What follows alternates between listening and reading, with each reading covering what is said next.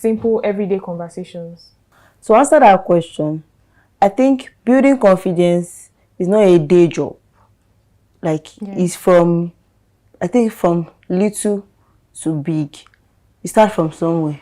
You cannot just wake up one day and say, okay, fine, I want to build my confidence, and boom, that same day you build it. So building confidence starts from little discussion, little conversation you have. There be a conversation within your friends. Why you make mention of recording yourself, standing in front of camera, that can also help. When you want to know how you actually sound, take your phone, put up a camera and record yourself. And I'm very sure by the time you listen to how you sound, if you don't like how the way you sound, you already know where and how to adjust. So you can also start by making your friends listen to you. Let them listen to you. Let them tell you their opinion of how they felt when they listen to you. Let them tell you your lapses, where you can work on. If you actually want to speak out like you said, building confidence, you have to be very, you have to trust yourself. Like, yes, you can do it, because confidence starts with trusting. So if you cannot trust yourself as an individual, how do you expect your audience to trust you? So when you trust yourself, you'll be able to do that confidence. Let your friends listen to you. Probably I have a presentation I'm preparing for, and I don't want to go there first. I want to know if I actually nail that presentation. It's not about reading. Reading out loud can also help. I used to call my friend. There's this presentation I want to do. I want you to listen to me. Act as if you are my boss or you are my audience. Hear whatever it is I want to say and tell me where you think I have that last, where you think I can adjust before the due day. So you can start from there. Can have your friends listen to you. Can read out loud. Okay. When you read out loud, as long as you hear whatever it is, you hear yourself. At times when I say something, even when the moment I say it out loud, you don't have to tell me that no. I already know that this thing I just talk, it does not enter at all. I already know. So I know when I'm making sense and when I'm not. But one thing is that if you want to know when you're making sense, if you don't speak out, you won't know if you're actually making sense. There's something like reading inside of you, but you can't achieve that if you want to be confident. You have to read out loud. When you read out loud, you'll be able to hear yourself. You know if you are making sense or not. So I think that kind of to record yourself. So I think all of those things can help you build your confidence. In addition to what she said, I would just like to make reference to something. Let me say I learned it from the Dean of School of Eloquence, Mr. Obong, ACN. Okay. There are 3 things you shouldn't compromise. Building your speaking confidence. Number 1 is your facial expression. Let me say your eye contact. You need to maintain eye contact with your audience. That's very, very important. If you are making presentation and you're looking downwards or you're looking up or you're looking sideways, like who are you really presenting to? Yes. The second one is your voice. You don't compromise your voice. Your voice is very, very important. Yes. You want to make exactly. You want to make presentation and you are like speaking, even the person next to you hardly hear what you're saying. So your voice shouldn't be compromised. And the third one, your hand gestures. You should be able to visualize things with your hands, so that even those that are not hearing what you are saying, but they are seeing your hand gestures, they will know that this person is talking about so thing. So I think that's just what I should contribute. And I also think that when you're communicating with people, you should also like keep in mind, like you said, facial expression and all of that. Also keep in mind your iconic gestures and your big gestures. Know how to express yourself in other sides apart from speaking. So also, can you share a moment when good communication opened the door for you? So actually, I have not experienced that before per se. Because, or let me just say, I've received some compliments. When it comes to like speaking to how do I say it, a small gathering. Or speaking in a small gathering, I've had some compliments. No, wow, you did well, you did well. There is a program we normally hold. It's a religion program. So at least there are some programs under the events. I mean, a list of programs. At least one person will anchor each of the programs. Okay. So when it gets to my turn, like the way I present some things, and at the end of the day, I will see some people who will be like, so you can say this, you can. Yeah. I really enjoyed. You know, that kind of feedback. It even gives you more confidence. Yes. So even me, I was like, have I said anything? One thing is that once you are able to come over your fears, you just face it. Trust me, at the end of the day, you will even get more compliments than you ever expected. Yeah, true. Okay. Well, for me, I won't really say what's it called, but one thing I have learned is little conversation has actually helped me in gaining one or two, in the sense that I started this NYSC journey. I understand that you don't know who is who. Yeah. So I give at least that little grace. Okay, let's even hear what he or she has to say. And even the one thing is that I remember a particular time I went to do my documentation at the secretariat. So I met about 2 or 3. We didn't know each other for anywhere. So from that queue, we wanted to submit our documents from there. So there was a particular day I need to join a then it's not even CDS group. Okay. Because I relocated. So I need to join an active Lagos core members group. I need something, and I know that once I dropped that was the code. So I just texted her. I don't know, babe, please can you help me? She's part of the people that I met on the what's it called. Can you help me? I'm trying to get into a what's it called. I don't know if anyway. She just sent me about 3 links. I was like, wow. Imagine if I did not have actually connected with her, or that was just the end of the day. That's how I would have actually lost that was it. And that particular group, they drop very good information, updates every blessed day. Yeah. So I think that's one of the things I will say NYSC treats us. Even if you are in your mother's womb, you will come out because you will need help, and you cannot ask for help by keeping your mouth closed. You have to open your mouth. And asking for help or what's it called? It's not a matter of I don't like to talk. No, you will talk. Yeah. And about this labor market. Okay. You have to be able to pitch yourself. Yeah. You don't know where you can miss that one opportunity. So you have to be able to pitch yourself. Even if I know that you want to talk, imagine that you want to talk to me and I don't even make it. And it's talk for probably I gave you 5 minutes. Okay, pitch yourself to me, and I cannot even make sense out of that 5 minutes of what exactly you actually want. It does not make. So you have to learn how to pitch yourself. You know how how that opportunity will come. You help you.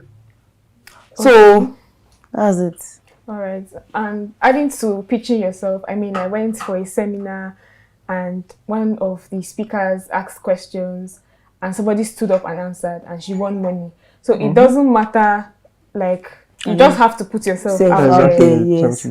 And you never know which might work for you. Thank you, Waheed and Nafisat. You're welcome. Thank you for having us. Much. Thank you for gracing us in the Copper Cans program and also sharing your insights on the power of eloquence in everyday life. You're welcome. All right. Thank you so much. This is Corporscan, rising to serve, rising to lead. What an empowering conversation we've had today.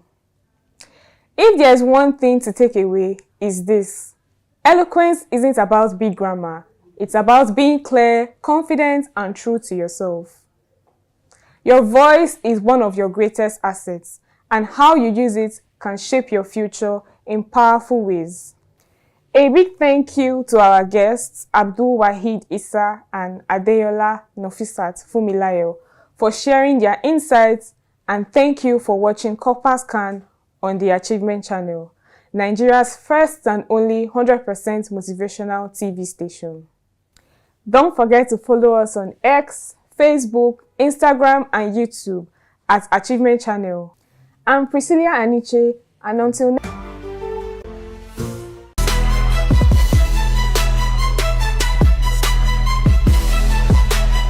Hello and welcome to Eloquence Unleashed. This is the show where we teach you the art and science of public speaking and communication, coming to you live from Nigeria's public speaking and communication institution, the School of Eloquence. I am Christine Davis.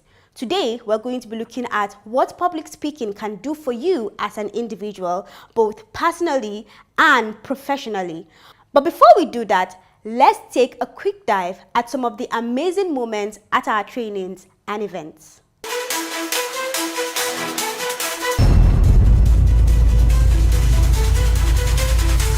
Why Achievement Channel? Very simple, to perpetuate a can-do culture. To help people believe, know that they can do it. They can achieve something in life. With their talent, with their gift, with their potential. They can make a difference. As teachers, you are daily achieving. It doesn't have to be when we celebrate it on television. You don't have to be a celebrity. Look, there's a difference between an achiever and a celebrity. You can become a celebrity for all the wrong reasons. Celebrity is essentially notoriety. Essentially. It's not particularly achievement. Achievement is very substantive. That's why sometimes you have a group of people we refer to as silent achievers. Save your energy, because when you save it, you'll be able to see that student that needs help and help. You'll be able, and that takes you to the next circle, COI, circle of influence. So a lot of you have lost tremendous opportunities to influence because you kept on busy yourself here. Oh, what is happening? How will my salary now pay this kind of thing now? Even the bank of rest, please check the price again. Check the price again. Has it gone up? Has it gone up? As it's going up or down, your heart beats. It's going up. So the circle of concern is expanding and is having more and more impact on you. And that is what happens. As you dwell here, what happens is that it continues to expand. A teacher affects eternity. One of my mentors, who has taught me so much, is Professor Patu Tole. I've known Professor Tole for over 20 years now, since 2002. I usually call myself his apprentice. Because when you have a very good teacher, most of what I've been able to do in corporate environment, where I just get up and I'm talking, and a lot of the things I'm sharing, because I had a very good teacher. When people applaud me, I said, I had a good teacher. 6. So that gives you a wide berth. So you choose one, look at it, analyze it critically, and craft number 1, think action that you're going to take. So action, you can write that. Choose any of those topics. 1, analyze critically and frame a topic. That's the first step. It's write it down because it's going to get them working with guidelines.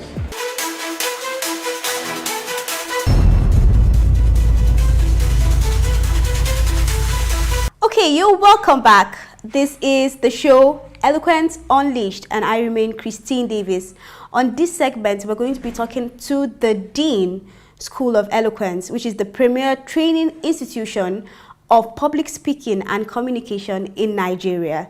Now, we have in our studios the Dean himself, Mr. Ubong Isian. It's such a pleasure to have you here, sir. Nice to be here, Christine. Thank you so much for coming.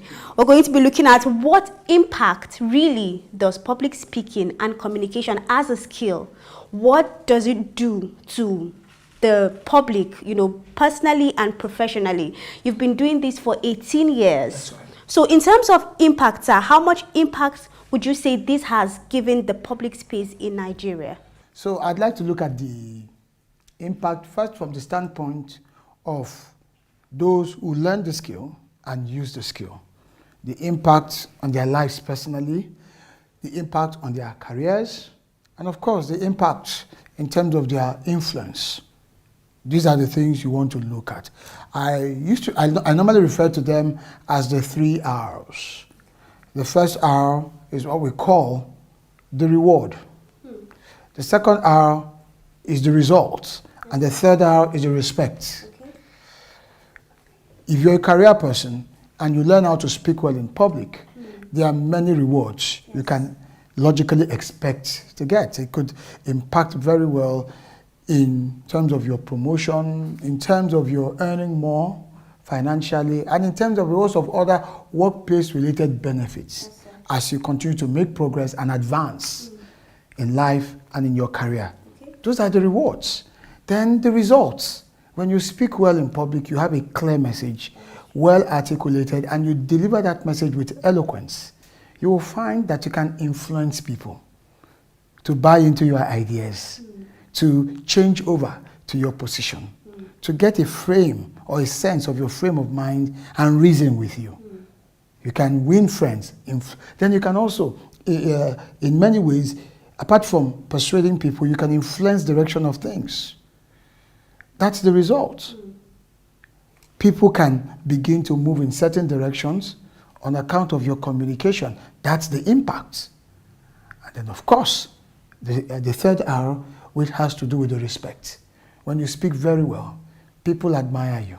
Some begin to even look up to you. Yes. They even place you on a pedestal. You become like a role model. You become like an example. So many people respect Barack Obama today because of the way he speaks. There are many parents who want their children to grow up to speak like Barack Obama. They respect that sense of esteem and honor that comes with it.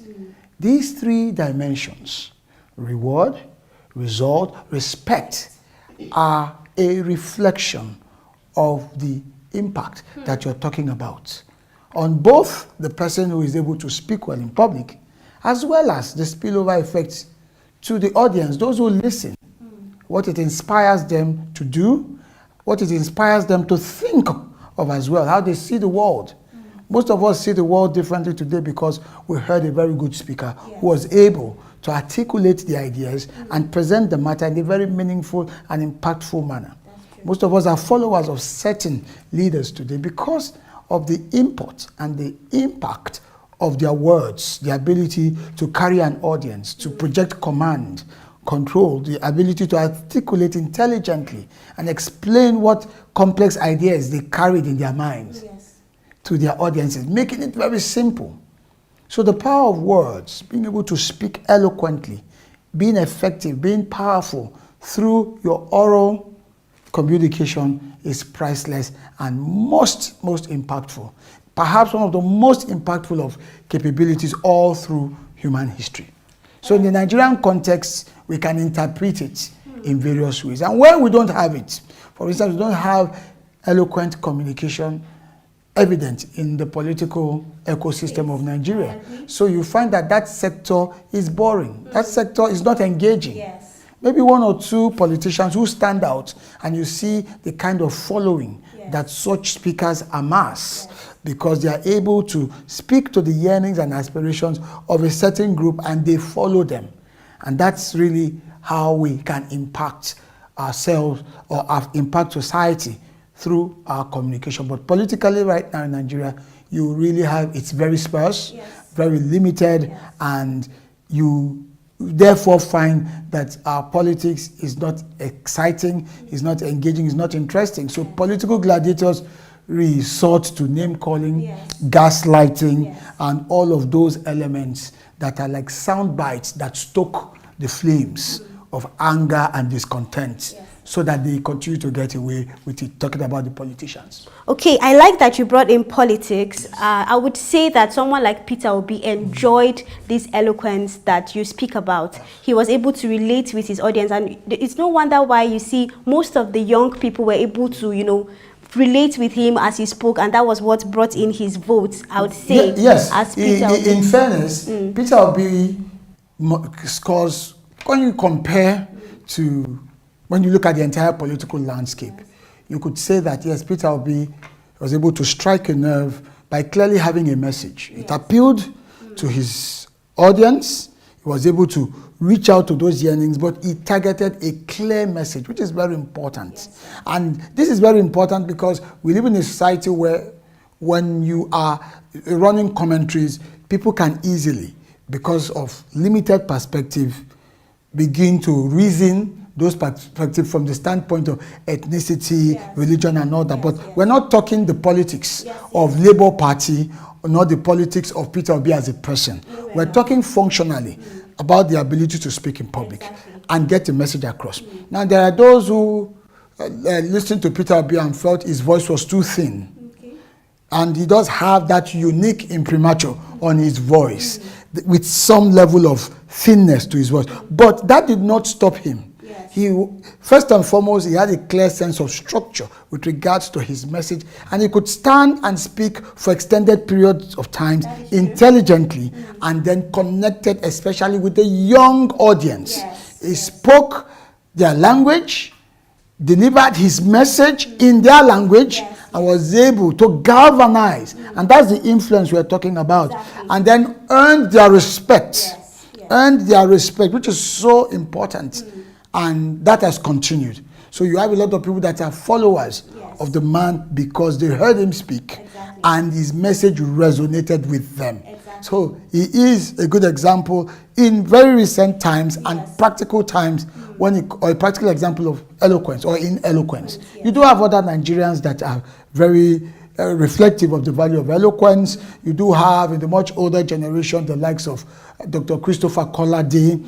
You do have someone like Chief Emeka Anyoku. You do have Professor Jerry Ghana. These are very fine examples. And amongst the women, you have the likes of Amina Mohammed, who is currently with the United Nations. You have the likes of Obi Ezekwesili. These are some very good examples, or fine examples of people who have influenced audiences by virtue of their communication. Very briefly, since we're talking about the School of Eloquence, which we must always bring our attention to, in terms of demography, just can you tell me, because some people feel that the School of Eloquence is just for successful people, public speakers, business people, entrepreneurs. In terms of demography, what scope would you give that, just very slightly? And then also, as you answer that question, what would be your advice to people that are thinking in that way? And also people, I would like to add that question, that feel that public speaking cannot be taught. It is simply an innate gift given by God. So if you can just lump that and answer that. That's like asking me to squeeze an entire day's master exactly. into So 30 seconds. But let's do the best that we can with that, because being concise, brevity, as Francis Bacon once said, is the soul of wit.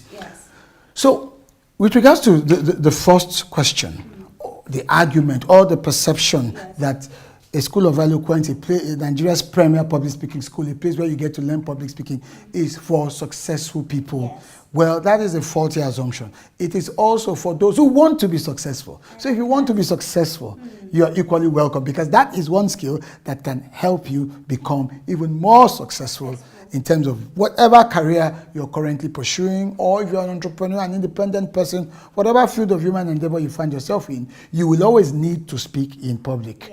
So it is for both the successful ones who want to be more successful and the unsuccessful ones who want to have a taste of success. That's that. Then the other point, or the other question, is public speaking a skill or a talent? Is it a gift of nature or in the realm of nurture? Well, the answer is very simple. There are no born public speakers. Yes, great speakers are made. Yes.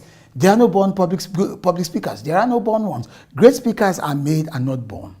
Public speaking is a skill and can be learned.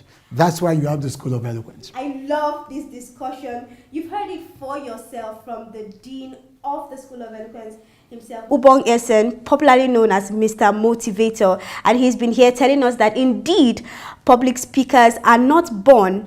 It is a skill that can be learned, and where you can learn it and learn it very well, of course, is at the School of Eloquence here in Nigeria. I believe that all of the information that you need will be on their social media handles and, of course, their website. So it is not something that is far-fetched. You can get it. This is where we wrap up the segment, the Dean's Discourse. Make sure you join us next time, where we'll be having more profound conversations to be able to show you how and where you need public speaking and how it can really develop you as a person. We'll be right back.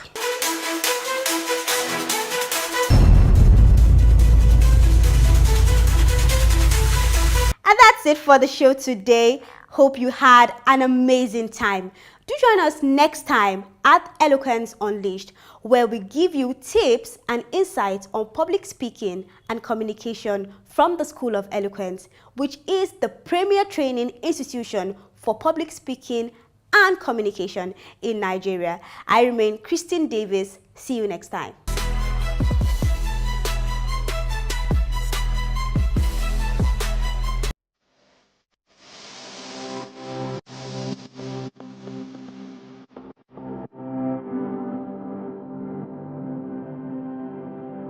Welcome to another exciting episode of Career Success, where we bring you stories of individuals who are making waves in their fields and creating lasting impact in their communities.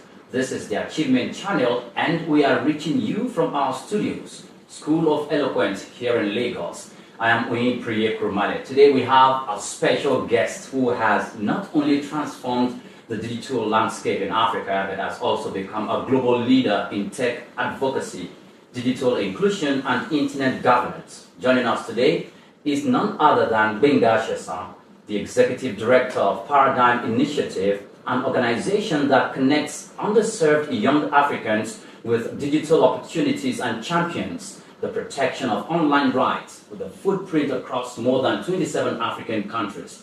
Gbenga's incredible journey began with a degree in electronic and electrical engineering from Obafemi Awolowo University. Over the years, he has expanded his influence globally, taking on leadership roles in tech policy making, speaking of issues of internet freedom, digital inclusion, and emerging technologies. He's attended executive education programs at prestigious institutions such as Harvard, Oxford, Lagos Business School, and more, cementing his role as a tech thought leader. He's also a member of the United Nations Secretary General's inaugural Internet Governance Forum Leadership Panel, and has consulted for world-leading institutions like Microsoft, the United Nations, and the World Economic Forum.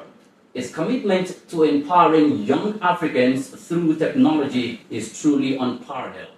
We are thrilled to have him here with us in the studio. Gbenga Shesan, welcome to Career Success. Thank you for having me. Thank you. You know, I told you before the beginning of the program that your profile, I read it off screen, and I'm like, wow. And I still needed to give this to one of my colleagues to actually prune down, so we don't spend all the 30 minutes of the program reading. Welcome once again to Career Success. Yes. First of all, please paint a picture. Before I go into that, let me say great effect to you. Great. Articulate effect. Okay. So please paint a picture. Paint a picture of your early beginning. Yes. Your primary, secondary, university. Okay. I mean, I don't get to talk about my nursery school a lot. So I went to nursery school Oh, for you 1 year. did? Yeah, Omori Nursery and Primary School in Akure. I was born to a teacher and a nurse. And anyone who's had a teacher as a dad will understand, the implications of that for your study and even for the principles you believe in life. And also, my mom being a nurse, it's not elder sister who traveled around the world and helped, with impact across the length and breadth of Nigeria. So I grew up not just exposed to education and the impact of it, but also to social value and to social good. And I think that somehow, I thought I was going to study medicine in school.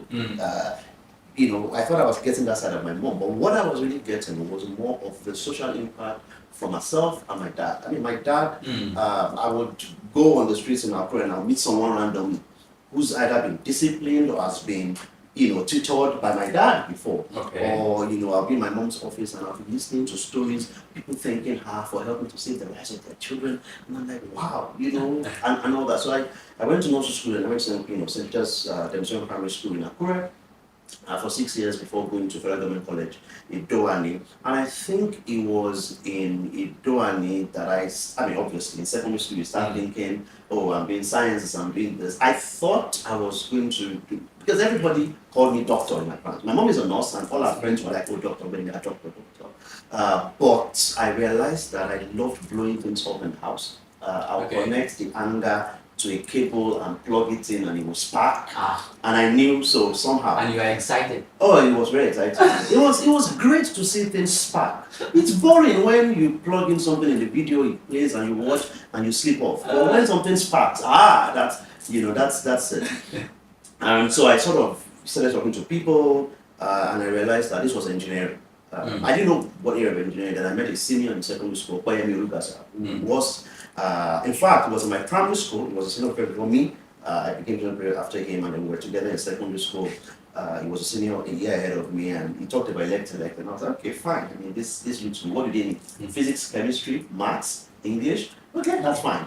And I also didn't like blood. I mean, we did some experiments in the lab, and I think I was going to throw up. And I felt very faint seeing blood, so it was very obvious that medicine was not my path, but it was engineering. So I got into IFE, studied engineering, and along the line, I mean, it was my second year in IFE. This was in 1996 that we got this huge computers connected to the internet on campus, and I got attracted to those computers. School was shut down, by the way, for I think about 6 months, and that period I didn't go home. I wrote a letter to my dad through my friend Payo to give the letter to my dad to say, sorry, I'm not coming home. I know you want me to come home to wash the car, OD 1822, and to fetch water, but allow me to stay back. You'll be proud of me in the future. Letter to my dad, and make sure that I didn't go myself, because if I had gone home to say, Daddy, I want to go back to school, according to Ife, he would say, just hold on, just wait. But I knew that I needed that phase in my life to prepare for the future. I wasn't sure what it was exactly, but don't forget that to use a computer room, I had to sign up for 30 minutes. So I would write Benga Sheson, 30 minutes. I'll come back, change the name to Benga Olanina, which is my dad's surname, so that they won't think it's the same person. It was all my names. BC, my middle name, and my dad's middle name, to just get many slots. But this time, everybody was off campus. So it was myself, Deolu, Ashai, and Titi Akinsomi. And we were on campus. So I would go to this place. The 20 computers would be calling my name. Benga, come and use me. Benga, come and use me. So I decided I was going to stay back on campus. And to be honest, I think that was when I laid the foundation for my career. Because there was no distraction. I mean, I didn't have money, I didn't have a lot of food, but I didn't die. I mean, growing up as a Christian at that time myself, there was one very simple solution for me. I fasted every day. For that 1 year, I was fasting because it meant I had to eat 1 meal a day. So I thought it was good for me spiritually. It was good for me physically. I didn't have enough money to eat 3 meals. And also the fact that, eat one solid meal of beans and gari that is concentrated, and you will not think of food again. And drink water, but that period laid a foundation for me. And then when I went for my industrial attachment, I met Dr. James Shotomi of blessed memory, who got me to work with him for my industrial attachment in my 4th year, and then introduced me to web design. So building on my knowledge of computers with web design, it was just almost certain that I was going to focus. In fact, when I was going back to campus, I made up my mind what my project topic was going to be. I wasn't going to wait for any lecturer. In fact, I suggested to the lecturers that I was going to have a project topic, and most of the people I talked to were like, no, you have to go and pick from the list. I'm like, no. This list, solenoids, control, these are past projects. These are projects, power supply. I thought Nigeria would solve the power supply problem very quickly. So I was like, no, forget it. Let me look into the future, e-commerce and things like that. So I did it. As far as back then, you were looking at 1999, yes. E-commerce. My project topic was e-commerce, e-registration. So it was supposed to combine e-commerce with student registration. And it was, by the way, it was my final year project. My supervisor, Professor Kulekende, wonderful man, said to me, Benga, this thing is futuristic. Document it well. So I put it on a CD and I gave it to him, and I left a copy with the school. Many years later, I met him and he was like, well, they've implemented your project. Not just in every school now does e-registration. I was like, okay. Does that mean I'm a pioneer? You pioneered it. I wouldn't say I pioneered it because many people were thinking of it at the same time, but it was my final year project. The one thing that was different was that I think most people were thinking of it as a business, but I thought it was a student research because I'm the student. I'm the one who knows exactly how painful it is to register physically, to go to the health center for registration and they tell you, oh, come tomorrow. Why is there no queuing system? Why is there no online platform that allows me to do this? So that's what I did for my final year project, which, by the way, got me into trouble. One of my co-supervisors said it was not very elect, that it was too computing related. So if I want to do it, I should go to a computer science department, and he didn't give me good grades, to be honest. But it was fine because it was my future. I wasn't exactly concerned about I wanted an A, of course, in my final year project, but I was more concerned about, okay, so what happens after the project? After the project, I had to look for a job. It is not that professor that would look for a job. He was a doctor at the time. It wasn't a doctor that would look for a job. It was me.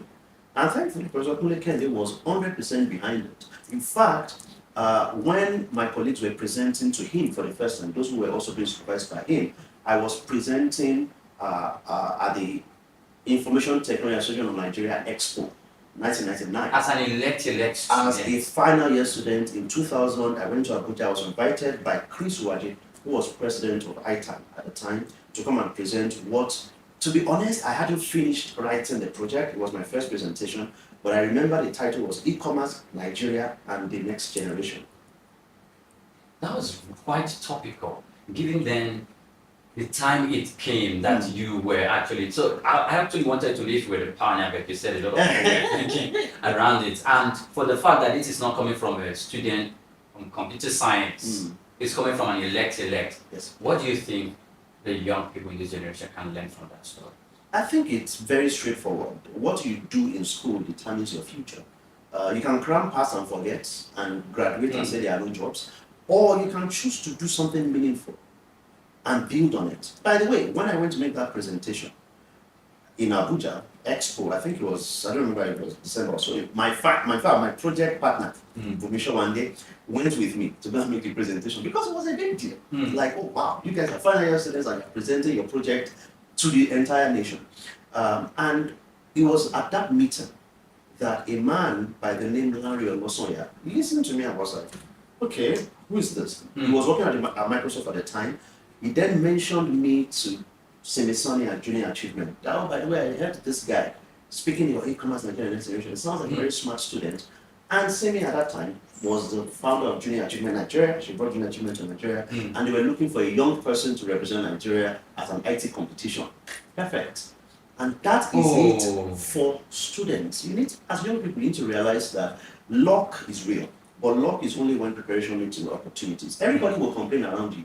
But if you are ready to invest, and like I said, I mean, there was spending a lot of time in school when everybody chose to go home. And I'm not saying don't go home, but my dad already told me when I got into school, and listen, I don't know anybody anywhere. Just go and study, and when you finish, whatever you get is what you get. There are people who have uncles and aunties to help them, no big deal. We're dancing to the sound of different drums. The drum I was dancing to was desperation. There is no future help coming from anywhere. Okay. So I better do it, by myself and look for, mentors and others. So my advice to any young person is don't think that school is just let's pass time, cram, pass and forget and graduate with a first class or a 2-1 or a 2-2. School is the foundation. That's why at the end of the day, most of your friends as an adult are people you met on campus. Okay, now I need you to address something because of what you just said. School, it's what you put in, that's what you get. Yes. Now, there are some social influencers, or let's say musicians. You've heard of the what I call it, action, quote unquote, school NASCAR. You've heard of it? Oh yeah. Do you think that's true? Oh, it's true. It's true and it's false. Please, okay. Now let me hear that. It's true because they need because to use it as a tool to bring people out. Some young people don't want to go to school. Oh yeah. And they have many reasons to not want to go to school. Because to be honest, if you look around, start from politicians to other role models. Did they get that from school? We're in Nigeria where unfortunately we have a status-based economy that doesn't talk about process, but only talks about outcome. End justifies the means. But the problem is it's never sustainable. Politicians will lose elections.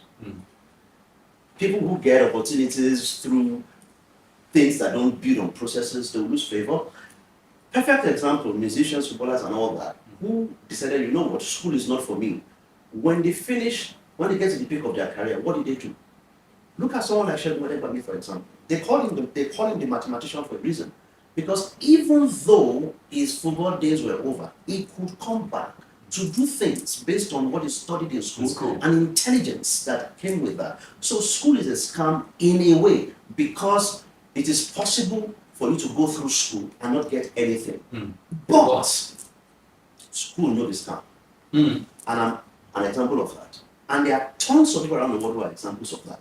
That if you go to school, what you're doing is you're picking knowledge that when people who have opportunities finish expiring or, expending all their opportunities, your knowledge, if they threw you in a desert, you use it to create more than what they had in their glory days, which is where process matters. I was just talking to a few young people on Saturday, and I was saying to them that everybody sees the butterfly and we get excited. But what we don't realize, what we don't remember is that in biology, we read about egg, larva, pupa, and then a cocoon. And that process is what gives the wings of the butterfly the strength to fly. It's the same thing with every training process. It is possible for you to arrive suddenly. Of course, I mean, you can, if you want to do your move and get arrested and get thrown into jail, you can do it. If you want to become a politician and steal, and one day God help you, that they catch you, it's okay. But there is the option of doing it right.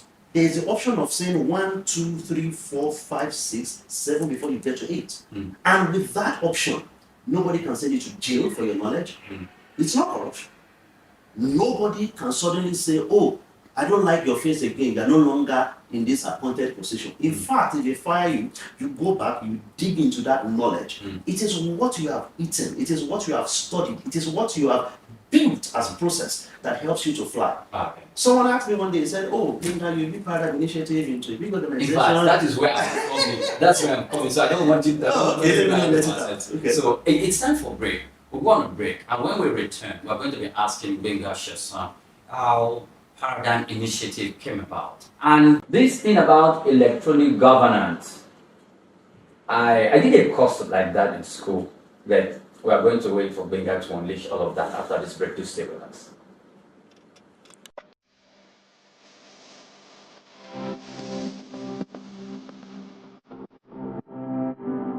School of Eloquence, our primary focus is on the art of public speaking because it's a major problem.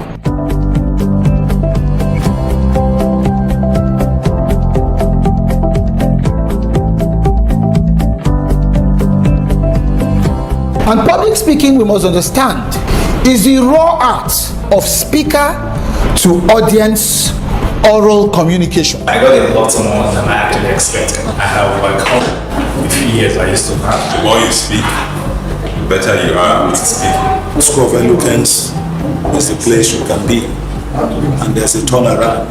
That change you are expecting, you get it.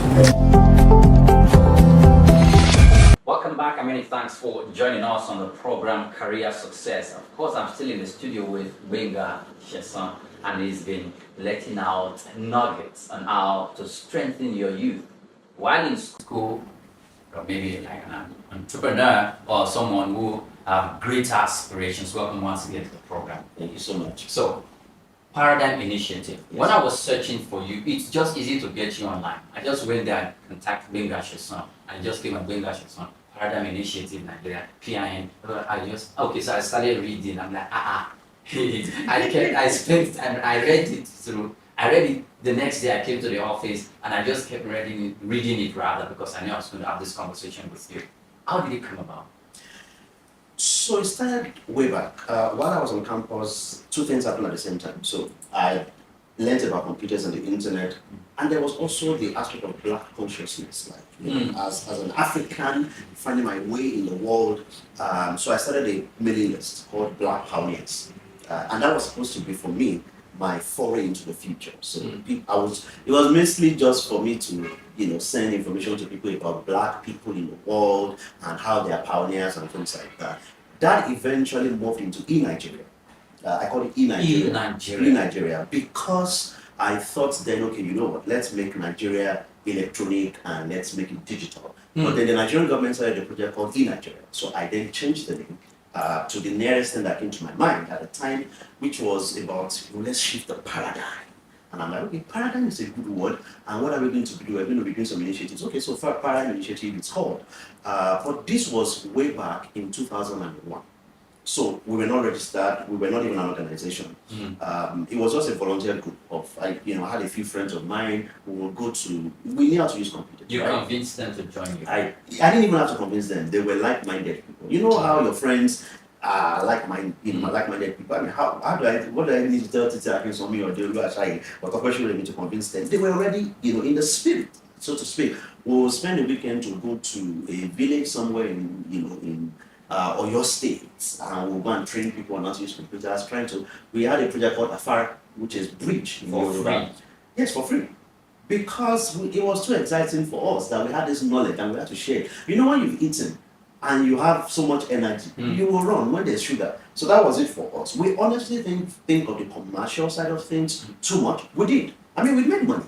We converted yearbooks into year CDs for people on campus, and we made money from it. So it was a balance. And I think it was because there was a sense in me that, I'm getting all these opportunities from Nigeria, from this digital opportunity, let me give back. So sometime in 2002, I did a competition and became Nigeria's IT Youth Ambassador. It was not an official ambassador role. It was just the name given by the Executive Service School. But because I also got a UN fellowship at the same time. Many people then thought I was a real ambassador, because I remember I would get some countries and they welcome me as an ambassador. And I'm like, okay, I'm not a real ambassador. And I'm trying to tell them, and maybe they thought I was being humble, but it grew a life of its own.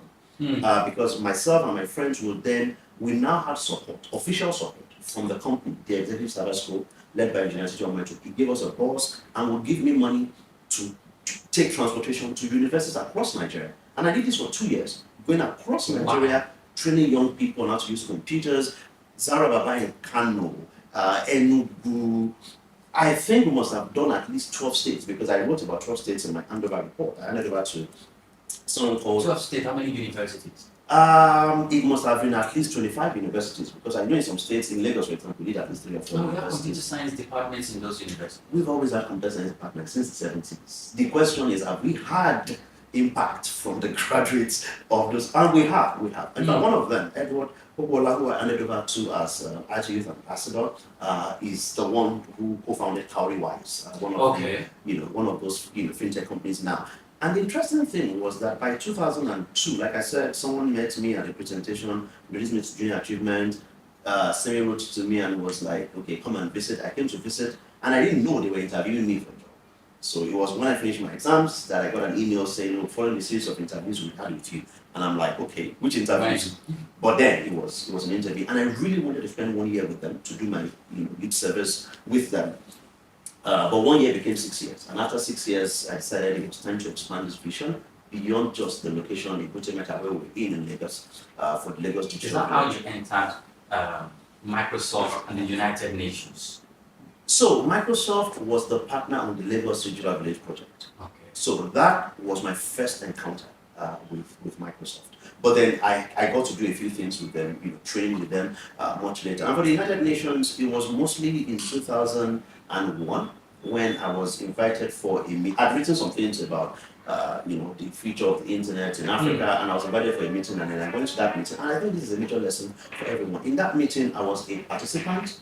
I was not a speaker. I was supposed to attend, collect my per diem or allowance, and go back home. But I refused to do just that. I produced a newsletter every day. I listened to all the sessions, condensed them, produced a newsletter, and released it day 1, day 2, day 3. When I send it, and then when I go back home, I send them a report. The United Nations Economic Commission for Africa, I send them a report. This is what we did. These are the recommendations. They didn't tell you to do that. They didn't ask me to do it. But guess what? That was the last time I had to ask them to invite me. Every time since then, it was so much that they even asked me to come and serve. At the time, don't forget, I was how old was I in 2002? I was invited to come and chair, to be the vice chair for the African Technical Advisory Committee at the UN Economic Commission for Africa, because they saw it that this guy is a dangerous person, he's too passionate, and they needed to use that passion.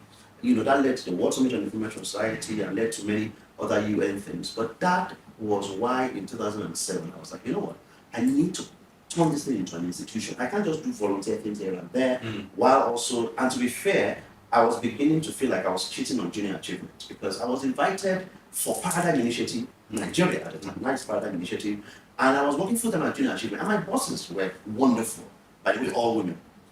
And that was great. That introduced me all these things of thinking that some people can do some things and other people can do some things. I didn't have that training. I saw men and women doing stuff, and that's what I still believe till tomorrow. The fact that my bosses were great and allowed me, they will say things like, "Oh, Benga, it's okay, go." When you go, junior achievement, when you give people your cards, they will see junior achievement and it's good branding for us. But I realized it wasn't fair. I was spending 20% of the time, increasingly 40%, at some point almost 60% of my time doing my thing as Benga Sheson. And the junior achievement was getting less time. So I decided, it was time to go. So I resigned. And then started Paradigm Initiative Nigeria at the time, 2007. We started in Ajegunle. We grew into Nigeria. Which is Ajegunle? Ajegunle in Lagos. Apapa Ajegunle. Apapa Ajegunle, the one and only Ajegunle, AJ City. That's where we started. Why Ajegunle? Because I had been invited to Ajegunle for training, and it was different. Other places they invite me and ask questions like, "Oh, this computer, does it do the same thing like like a laptop?" In Ajegunle, the questions were different. Wow. This thing you have taught us, how do I make money from it? My sister doesn't have money to go to school. How does she go to school? And I thought this was practical. These guys are not playing around. They are not interested in the black box. They want to use it and make impact. So I decided to go back to train 25 people for 4 weeks and make sure they move from not having ever taught the computer to learning how to use it to make money. And then that became 2 years later. I decided, okay, let's do it a bit more. Another 3 years, we just said, you know what, we set up, in 2010, we set up an office, our very first office, 39 Pilot Street, Ajegunle, which in fact is now occupied by one of our trainees. Because I know those places. Oh, yeah. You mentioned. Ajegunle. Ajegunle. Yes. No. Okay. Let me ask this question before I move to the next about digital rights and advocacy and e-government. What was pushing you? What was moving you that you couldn't just stay back? Like something was just drawing you on the inside. I'm very selfish. I like my own space. I like peace of mind. So for me, I realized that I was trying to create a future for myself, for my family, and for my kids, and for my wife, and my girlfriend at the time. But there were challenges. There were questions people were asking and I didn't have answers to. Questions like, why should anyone get arrested for creating something innovative that others don't understand? So I started looking at policy a lot more. And I realized that a lot of countries in Africa were fighting what they didn't understand. Political leaders saw the internet as a threat. Like, oh my God, these young people are gathering online against us. I mean, a few years ago, Twitter was shut down in Nigeria because a president felt insulted and said, they were gathering on Twitter to come and remove video. I mean, that obviously shows his ignorance. But the reality is, I'm too selfish to have all these problems around me and not try to solve it. And I was like, okay, well, let's see what I can do. And I started doing some work. I started doing some writing. I wrote at the time, what was in 2013, I wrote what I called Internet Freedom Declaration for Nigeria. Okay. But it didn't stop it. And that morphed into a bill. Then we converted it into a Digital Rights and Freedom Bill. What's the objective of that? Objective is to make sure that as we train young people, as they get access to computers, as they get access to the internet, that the online environment is not one where they will be afraid of what they need to do. Yes, there are bad actors that need to be punished for cybercrime and things like that. But if a young person goes online and says that my government is not doing well, they should do better, that is not a crime, that is contribution to democracy, and they should not be punished for it. And that was the motivation behind that, to say, listen, let's do something to make sure that the online environment, we focus more on innovation and not on clampdowns. Now, I want to know some of the challenges you encountered, because it looks like you don't get the picture like you were just moving, you saw mountains, you just skip over them, you saw challenges, you just wipe them off, and you just move on. What were the challenges that you encountered? Did you ever feel like throwing the towel? Oh yeah, I actually threw in the towel many times. It's not even like I felt like I did. So when I started Black Pioneers, at some point I realized I was about to fail, and then I just stopped it completely and then focused on my studies. But the reality is that I am a product of challenges, in the sense that every challenge that I decided to tackle led me to what people called success. So for example, when there was a challenge of who's going to prove. So Nigeria had Canon 1 Core, and then JJ Okocha. So there was that year around 1999, 2000. The lady who won the most beautiful girl in Nigeria, Albani Dareko, they were all in the news. And somebody then said, wait a second, it's football and this. Why don't we have a young Nigerian who is also intellectually savvy and that does something digital, so that the world knows that we also have digital promises. That was why they created that competition for who was going to be ITX ambassador. It was a big challenge for me. I had no idea if I could win it. I got in there, designed a website, I put it on it. In those times we had diskettes. Yes. So I went to buy a CD on Lagos Island. I put the design on a CD. I put the CD in its case. I printed a back cover for it, and I put a seal. Do not break this seal unless authorized, because I've seen Microsoft software, that's the way you do it. So I packaged it. So packaging is also important. So one of the things, some of my biggest challenges is Nigeria. Because you're doing something and someone says, okay, calm down, you're not going to solve all of Nigeria's problems. But the reality is that challenge also presents an opportunity for me, because every time that someone realizes that, oh, you did this in Ajegunle, oh wow, yes. You can do it in Ajegunle, you can do it almost anywhere else. And other challenges, including finances, at some point I didn't get money. So I had to go deep into myself, find my skills, and then use those skills to make money, demonstrate what I can do with the money that I put down by myself, and then ask other people, bring resources. Anyway, go, let's do this work together. I see. Now, what advice do you have for the young Nigerians out there who feel like throwing in the towel many times? You said you did throw in the towel, but obviously you went back to pick it up. Oh yeah, pick the towel every time. So my first advice is always go back to pick the towel. It's fine. If you are tired, take the day off. Just go and sleep. Relax. When your brain is calm, then come back, pick the towel again. And realize that many times, success is on point 9, we give up on point 7. Many times, when you work just a bit harder, meet the right set of people, get introduced in the right set of spaces, you will get closer to success. And what I say to people is that even if you don't achieve success, the way people define success, as long as you know you are learning, you're picking up new skills, maybe worst case scenario, you write about a book about it one day, or you start teaching and you make money from it. But this is not just about money or resources. This is about defining, this is me right now, point A. This is point B, where I would like to be. What do I need to learn to move from A to B? Who are the people I need to meet as mentors, as peers, to get me from point A to B? What are the things I need to stop doing for me to get from point A to B? And in between A and B, when you feel like throwing in the towel, when you feel like giving up, remind yourself that the destination is point B, and that when you get to point B, there's still point C to go to. And of course, to be honest, every time you get to point B, you rest, you celebrate yourself, others may celebrate you or not, who cares? Then you go to point C. And that journey in itself is a big reward for any young person, because then you can peacefully sit anywhere and say, like the lizard that dropped, that yes, even if nobody else praises me, I have done what I want to do, and I'm not sad. Are you satisfied? 1. 2, are you satisfied with the level where you've gotten to, as long as career success is concerned? And if you are, what's the next thing for you? My answer is always yes and no. Yes, because I look back and I'm like, oh wow, we've come far. But then I look ahead again and I'm like, oh my God, there's so much to do. So for me, yes, I feel, obviously I feel very fulfilled. I love what I do what I love. So I'm lucky. But I also look ahead and I'm like, oh my God, there's a lot. Paradigm Initiative just finished drawing up our next 5-year plan, 2024 to 2028. And that's the next step for me. We've literally covered 28 countries and more across the continent. Now we've seen calls from areas in the global south, from Latin America, from Southeast Asia, asking to have a taste of what we have. And that's the next challenge for me. Making Paradigm Initiative not just a Pan-African organization, but a global south organization. I see. Thank you so much, Gbenga, for your time, for joining us today and sharing your incredible story. Thank you so much. Thank you for having me. Very much welcome.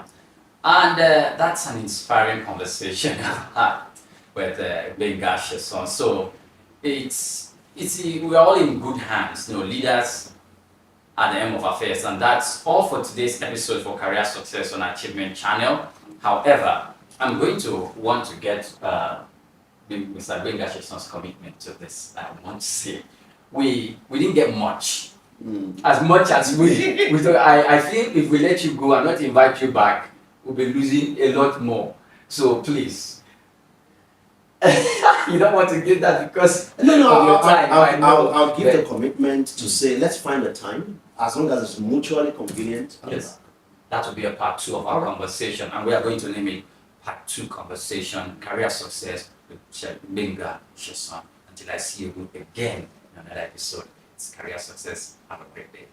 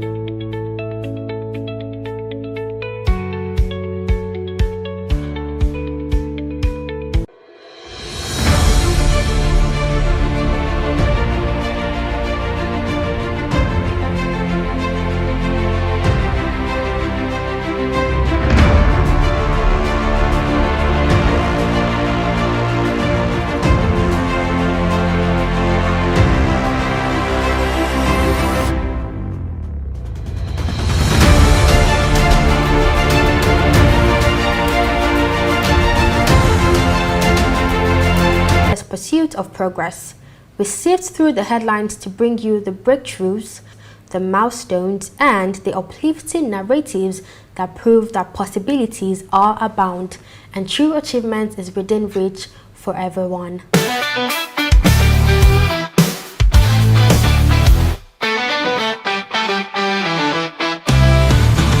We start with positive economic news from home. The Lagos Chamber of Commerce and Industry (LCCI) has expressed optimism following the National Bureau of Statistics report confirming a modest drop in Nigeria's headline inflation rates.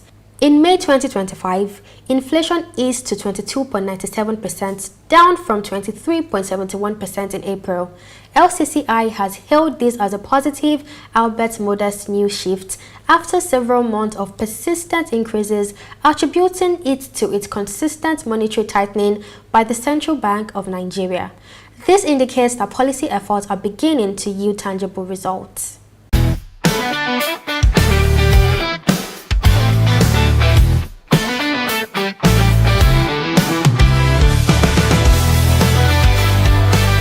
Even small positive shifts can bring immense relief and hope. This reminds us to stay resilient and adaptable in our personal finances, always seeking ways to maximize value and minimize waste. We see possibilities.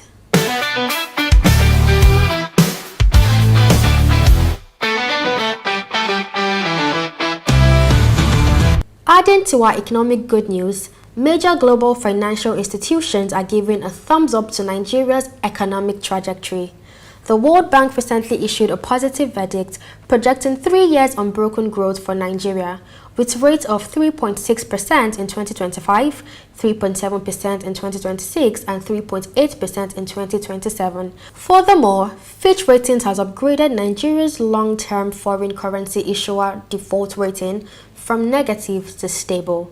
This endorsement signals increasing investor confidence, directly links to Nigeria's ongoing economic reforms, including exchange rate liberalization and fuel subsidy removal, which have also contributed to the stabilization of the naira.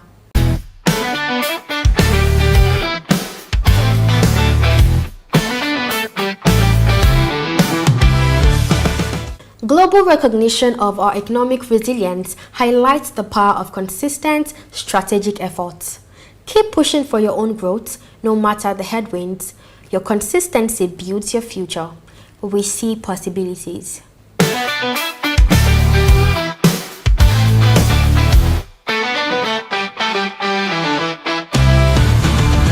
From economic progress to a greener future, the global renewable energy sector is buzzing with exciting innovations for sustainable constructions. Recent breakthroughs include the development of compact, efficient procedural wind turbines, widespread solar canopies designed to power electric vehicles, and even cutting-edge sand batteries for advanced energy storage. These innovations aim to revolutionize construction, making it more eco-friendly and significantly enhancing energy resilience worldwide. Innovation is the bridge to a sustainable future. Look for creative ways to integrate sustainable practices into your own life and work. Every small eco-conscious choice contributes to a greener world. We see possibilities.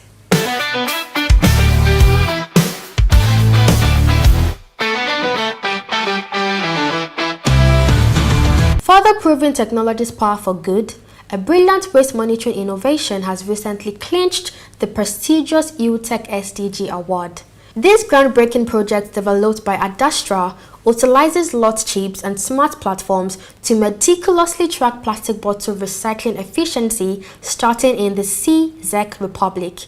By providing transparent real-time data, this technology is significantly improving waste disposal strategies and highlighting how digital solutions can solve pressing environmental challenges on a global scale.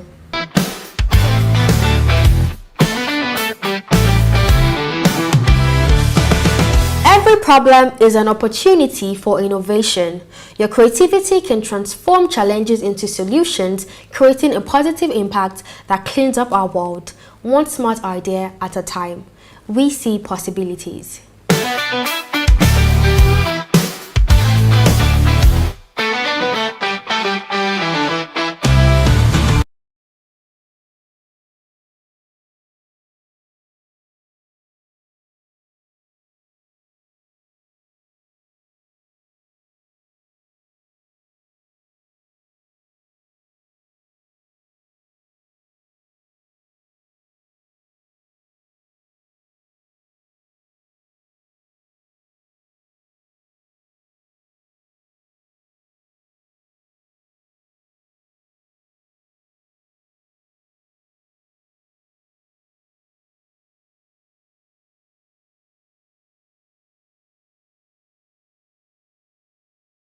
Of eloquence, teaching the world to speak.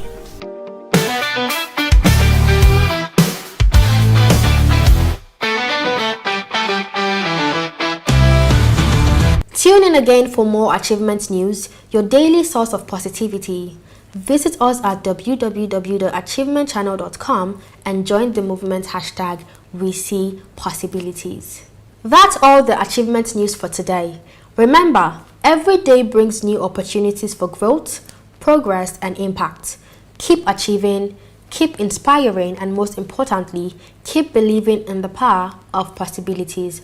I'm Comfort Idongse Basi, wishing you a truly impactful day.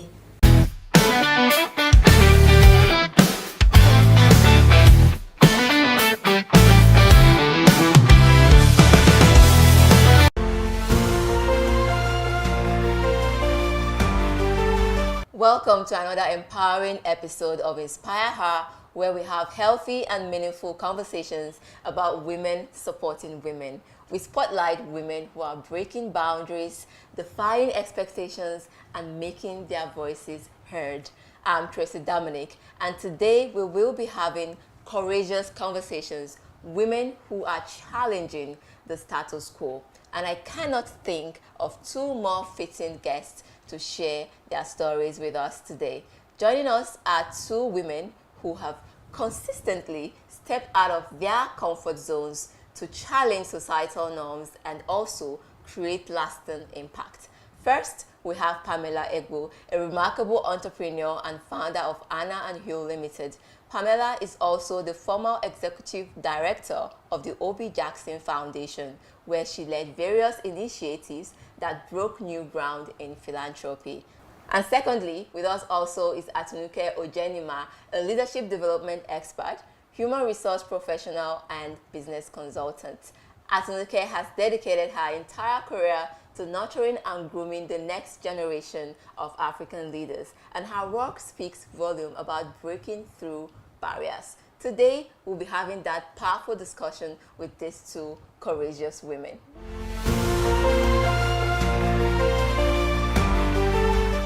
Okay, amazing ladies. Thank you so much for coming on the show today. It's actually lovely having you two here on Inspire Her. How are you doing? Great. Thank you for having me. Thank you. How are you doing, Atinuke? Good. I mean, good, right? I mean, being alive. Yes. Yes. The gift of breathing, of being alive. I mean, I feel good with that. You know, in our Nigeria today, when you ask someone, how are you doing? Are you really ready to hear the answer to that question? Because yes. The economy have honestly pushed a lot of us Nigerians. Yeah. And how have you been coping? Let's just talk generally now as Nigerians. How have you been coping as women, especially in your family, and also trying to meet up with expectations? Let me start with you, Pamela. To be honest, it's been quite difficult, just generally. I think for me, I feel very blessed, just as Atinuke said, to wake up every day and have a home to live in, roof over my head. And so my basic day-to-day needs are taken care of.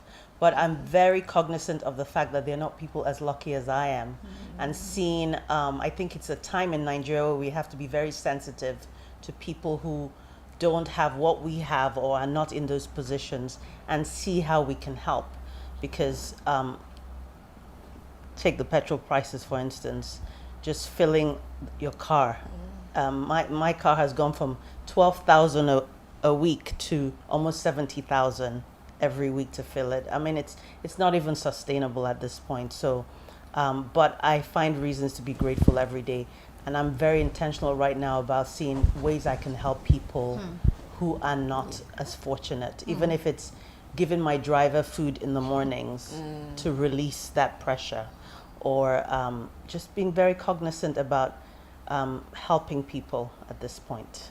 What about you, Atinuke? What has been your journey through you didn't have to even extend it to the situation in Nigeria when I said that, the gift of waking up every morning alone, it's something that one should be grateful for. Why? Because they say that when there is life, there is hope, right? And there's also this thing in terms of hope, that if God has not given up on us, as a country, then why should we as individuals give up on Nigeria?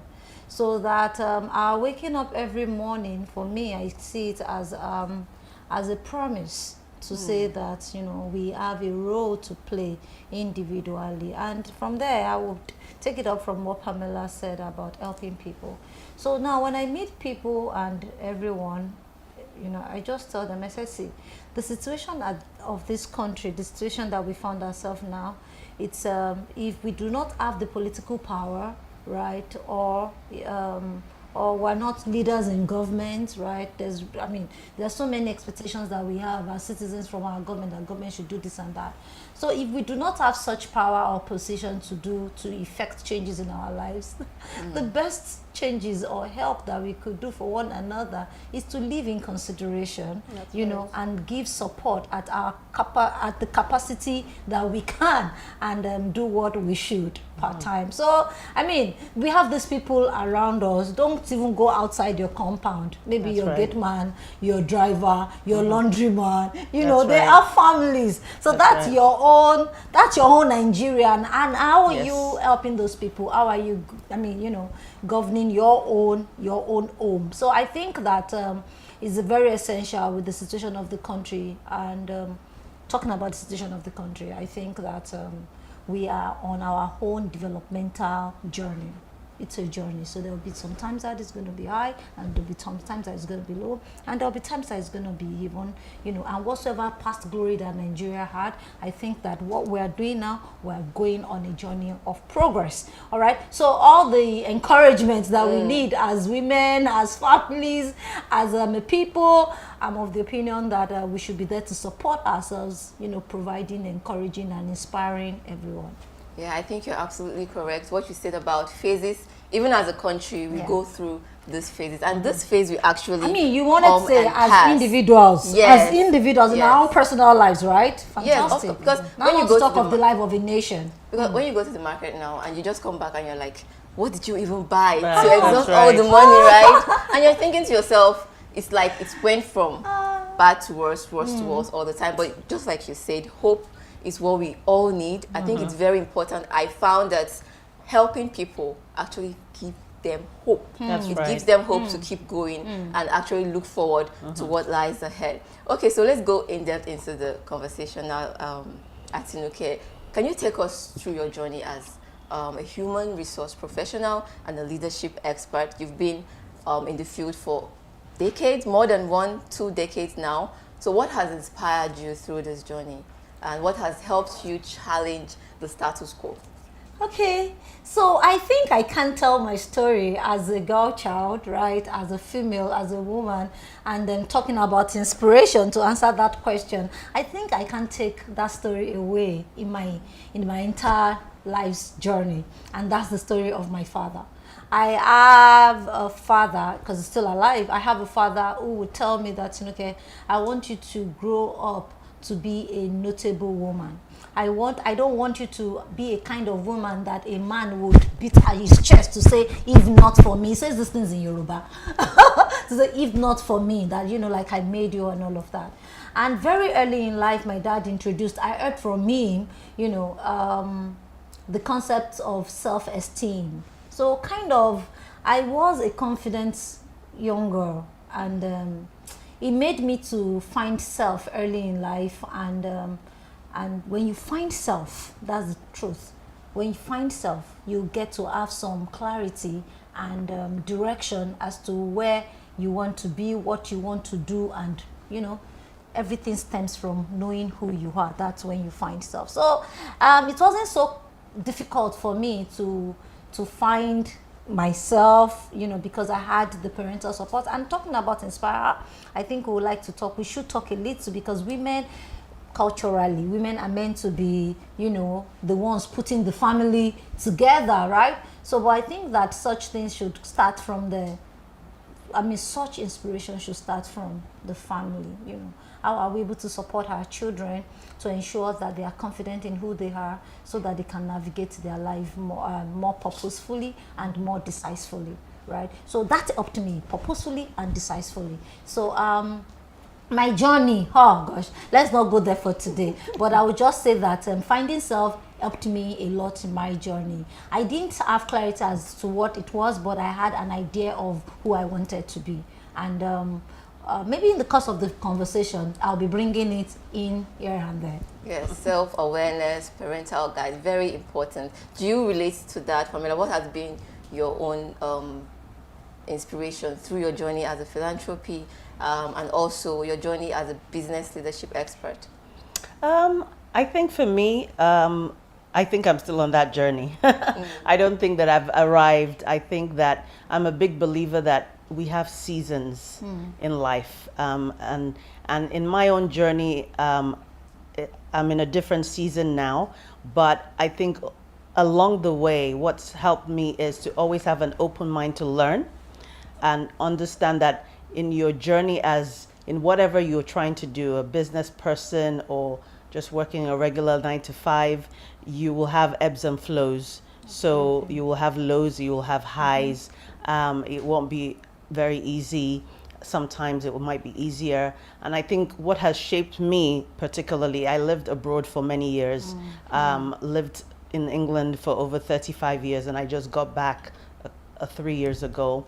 And what's helped me is just knowing that those experiences living abroad shaped who I was. Particularly, I was, for the most part, learning along the way with my business as a single mother, because I went through a divorce. And so that shaped my path, really. I think that if that didn't happen, I might be on a different journey. But that's the journey I found myself, and I had to pivot and kind of navigate my way through it and say, okay, this is where I find my life right now. How do I make it better in this particular season that I find myself? So it's been an interesting journey, but I am still learning and still growing through it. It's actually quite an interesting and unique one. So what would you say is that one strategy that you had to take to move you forward in that journey? Yeah, so I think at the time, living in England, like I said, I found myself suddenly a single mother. My daughter was 18 months at the time, and I wanted to be that mother that was there for my child. I did not want to be a mother that would leave her in, obviously living in England, you have those luxuries of, I could leave her at a childcare or a nursery, but I didn't want to be that mother who I only saw my daughter early in the morning, drop her off, pick her up. So I had to pivot. I have to think, how can I live and earn an income without having to do a 9-to-5 job?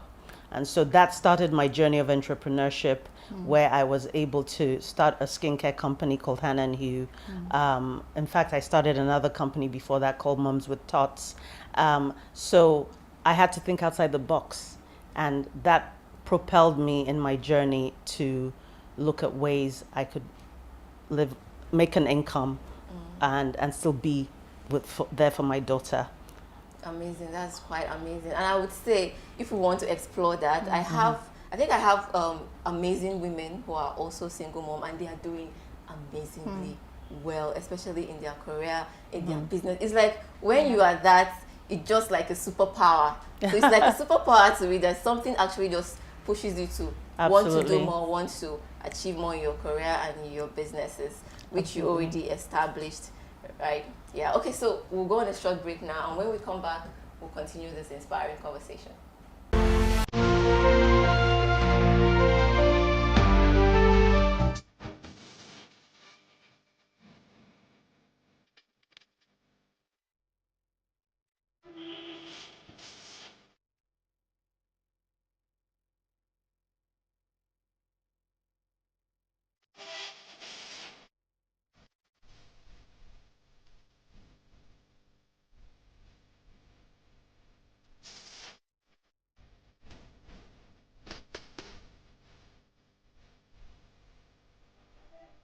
So to do well in public speaking, you must see it as a relationship between yourself and your audience.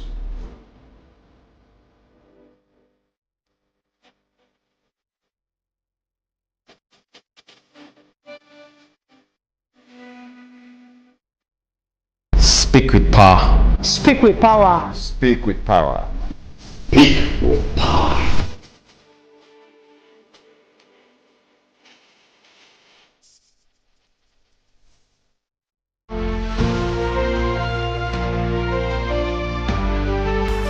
Welcome back to Inspire Her, where we have interesting and amazing conversations about women supporting women and women uplifting women. And I have here in the studio, of course, two amazing women who are breaking barriers and shattering glasses. Just before we went on the break, Pamela, you were talking about how being a single mom have actually empowered you and not actually broken you down in any way. And that, I must say, is incredible. Incredible. So, Atinuke, in your field as a leadership expert, what are some of the challenges you faced trying to get women to actually be leaders, especially in the workplace? Okay, so observations, of course, and these are observations that you will all relate with, is I think that quite a number of women, they are yet to, women are yet to really tap or discover their confidence. Yes, a lot of women I see that they don't want to take on the role of leadership because they feel that they are not good enough, or maybe they just feel that they can't. All right, and so it's a field where their leadership development, like what I'm doing, it's a field where we don't really have quite a number of people. And if you look at it, the statistics are there too. We have very few women, but that is quite kind of changing now. If you check, I think the last 2 years now, last 1 or 2 years, you see that a lot of women are emerging to be the CEOs, to be on board, and all of that, which is quite good news, and it means that something is actually changing. Now women are believing more in themselves. Even if you look at the political setting, you see that we have very few women, if I didn't say few, countable women that are taking on that political ambition to want to make a change at the governmental stage. So why this is the question for me, and the question maybe following it will be, what can we do about it? right? Which I think that doing something about this is for the purpose of this show, to inspire other women to ensure that they find their geniuses and right, and you know, they excel in it. So self-discovery for women is not just about our responsibilities as wives or as mothers. So there are more things that women can do. There are more things that women can be. There are more things that women can have, you know, that we can only get those things done. We can only acquire those things when women have a very high sense of awareness about who they are and the kind of skills, in fact, knowledge that they have. But the question is, do I blame women for not discovering themselves? Maybe I'm just going to drop it there. And that's because of the way the societal expectations of who a girl child is, of who a female is, societal, or should I say cultural, you know, cultural boxing of a woman. I grew up to say that no matter how well read you are going to end up in the kitchen. Who said so? No, I absolutely agree with you. Confidence so and self-awareness. The confidence comes in from you, first of all, identifying that there's something, I can be more, I can do more, I can have more. All right, I can be everything, you know, that I want to be. I can be a wife, I can be a mom, I can be a business person, I can, you know. So we're not just limited to just one thing, but the ability is actually where the challenge is, and is regardless of gender. The challenge is in how do we become more productive even in the midst of many other things that we do. Do you see now? How do I manage myself such that no ball, you know, when you're juggling the balls, no balls of, one of these balls of my life, no balls falls. So I think that is where the challenge should be, and not that women should just stay to be just moms, you know, and I think there is more that we can be, and that more is found in women knowing who they are, what they've got, you know, building their self-confidence, believing in themselves, you know, and then just go out and do it. They'll be amazed. Yeah. So, Pamela, what do you think? You think what she said is what women need to push forward?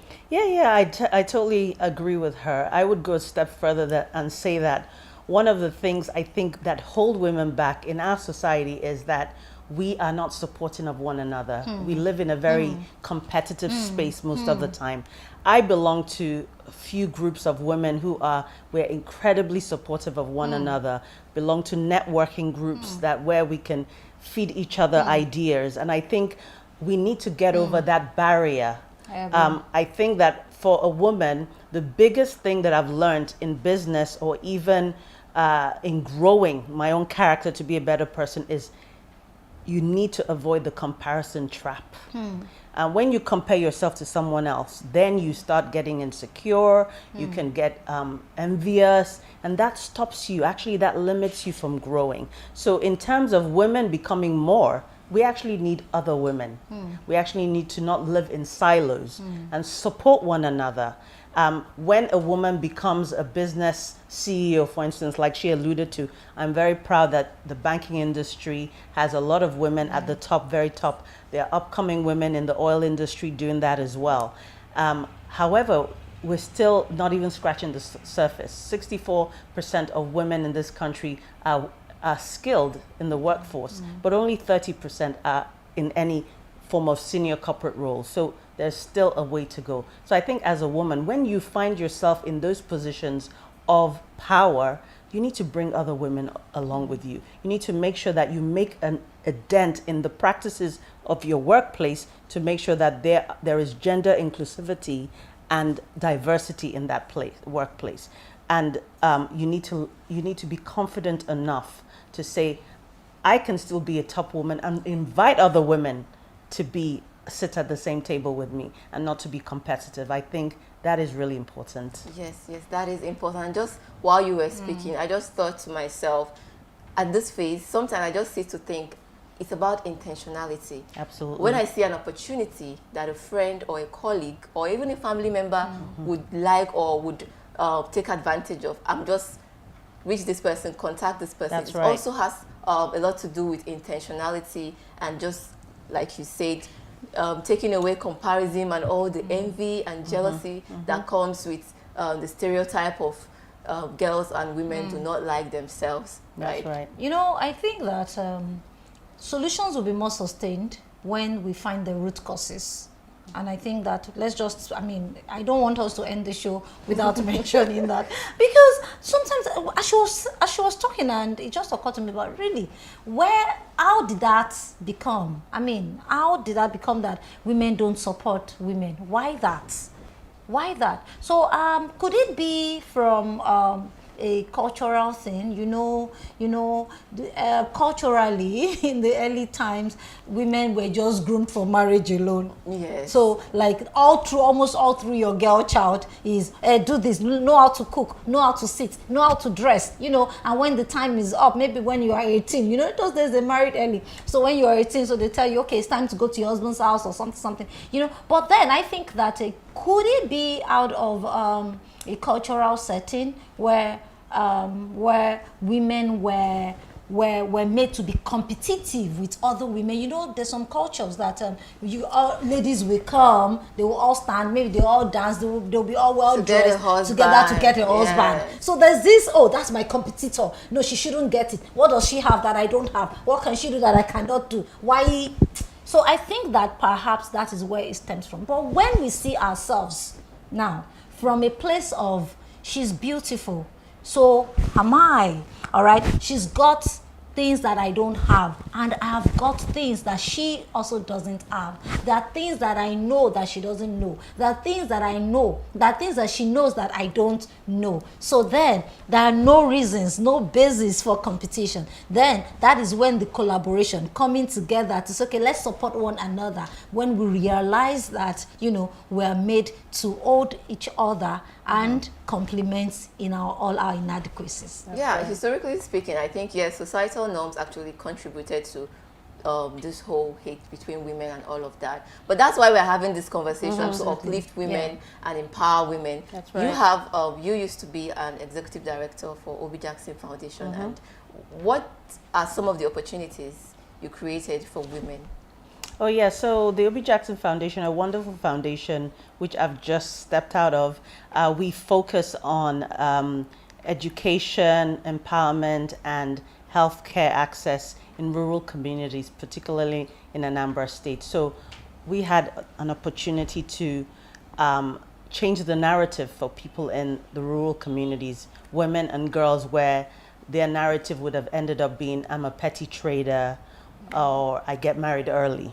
So we made sure that we were intentional about building capacity in women and children, giving scholarships to girls in particular, as well as running programs where we could give microcredit to women to start their own businesses. And we were able to impact over 500 women and girls. So I think just being intentional about changing that narrative for them was really important. And so it was great to be successful at that. That's beautiful. I mean, we need more of that in our societies today. I would really love to continue this conversation, but we're rounding up now. So what would you say has kept you going, Pamela, all of these years in your career and in your personal life? I think, like I alluded, you cannot do it in silo. You have to have a group of women that you share similar values, that will help you, that you can go and be yourself with when it's difficult, you cry to, you laugh with, and bring each other up. So because at the end of the day, it's not really just about running a successful business, it's really about who you are as a person. And the famous saying is, people will always remember how you made them feel. And so having a group of women supporting other women, for me, has what's kept me going. I think it's very important. Like myself, I have like 2 women who I go to. We reciprocate this. Tell them your problem. These are people you trust, and people that are not going to judge you and accept you, encourage you when you're going through phases. And you discover that when you do that, you feel better. Absolutely. It works like magic, and I totally think that more women should have women in their cycle who are willing and able to accommodate all their excesses and not judge them and encourage them. So lastly, what would you advise women to do, especially in terms of breaking societal norms? I think just, as she alluded to, be confident, don't be afraid to do something you've never done before. And I think that's how you shatter glass ceilings and not worry about what the other person's gonna think. If you find yourself in a space, just go for it. That's what I would say. Just go for it. Yes. Asunuke, what has kept you going all these years? Because I know being an entrepreneur, it's not easy. In the leadership phase, it's not easy to manage people, especially. So what has kept you going all of these years? Okay, so I'll say this in two things, and that's what has been keeping me going, and I won't lie to you, is who am I, right? What do I want to achieve, all right?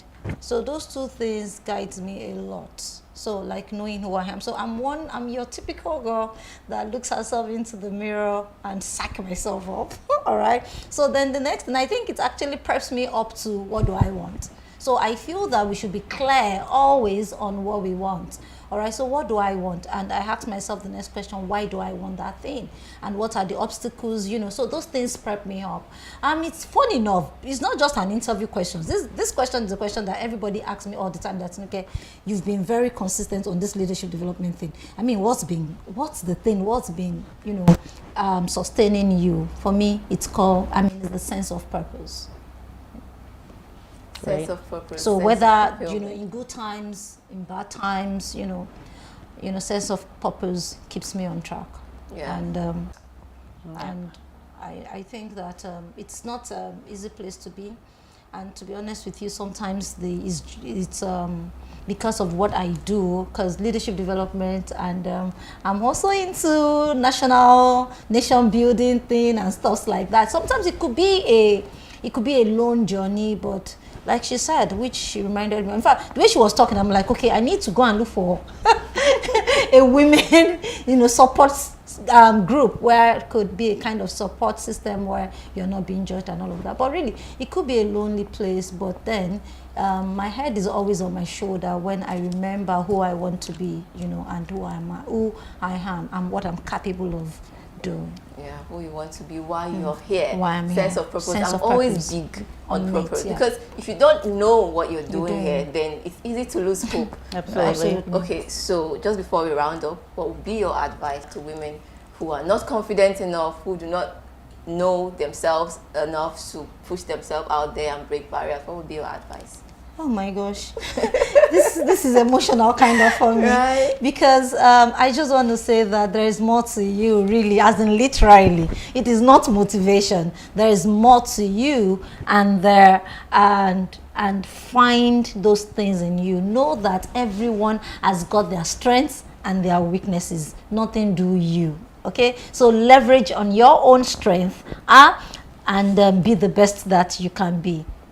Exactly. Absolutely beautiful. I really wish I could continue this conversation, but we could do this again next time. Thank you so much for coming on the show with us. Thank you so much. Thank you for having us. Thank you.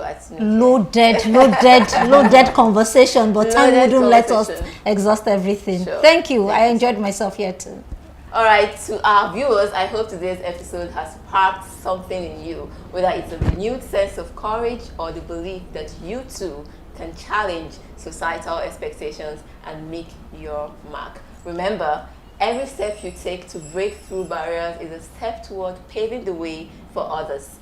Take this advice from Margaret Thatcher, where she said, "Don't follow the crowd, let the crowd follow you." I'm Tracy Dominic. Thank you for joining us on Inspire Her. Until next time, stay bold, stay courageous, and continue to inspire.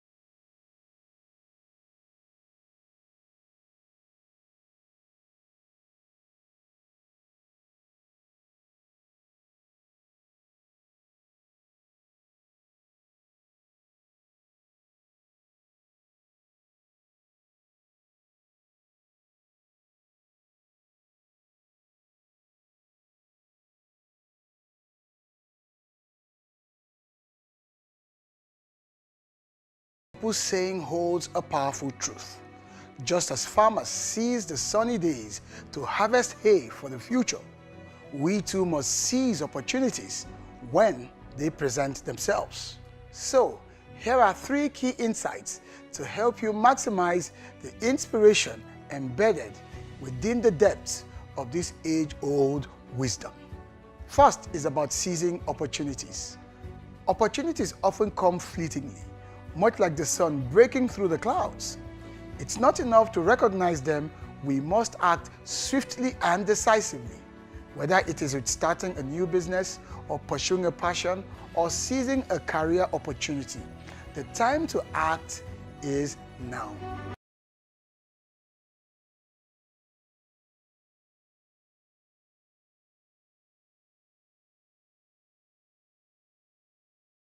Entrepreneurs or leaders who saw a gap in the market and acted swiftly. They didn't just wait for perfect conditions. If anything at all, they created their own opportunities by simply making hay while the sun was shining. The second insight is about preparation and readiness. We must understand that making hay while the sun shines isn't just about seizing opportunities. It is also about preparations. Farmers prepare well in advance. How? By planting, nurturing, and even harvesting when the time is right. Similarly, we must prepare ourselves mentally, emotionally, skillfully, if we are ever to make the most of every opportunity that comes our way. Preparation breeds readiness. When you're prepared, you're confident and capable of taking action when the opportunity arises. It's always about aligning your skills, your knowledge, your mindset, your attitude to maximize your chances of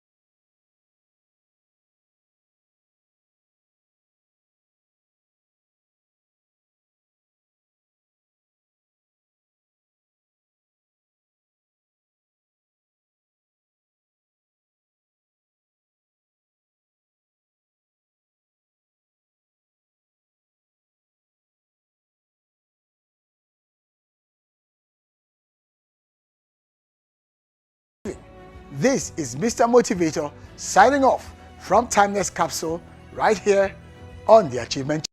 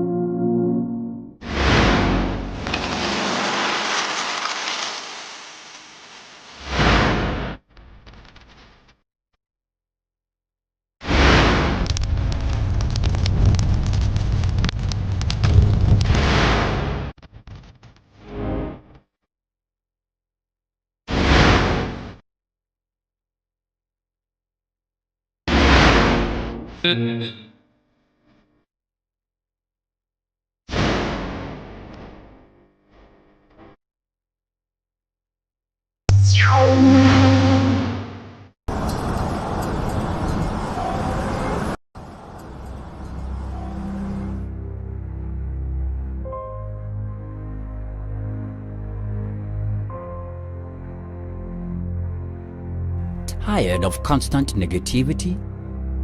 The endless stream of bad news? The setbacks? The disappointments? The discouragement? What if there was a different way? A way to wake up every morning not to the noise of the world, but to a voice of hope? Welcome to the Achievement Channel.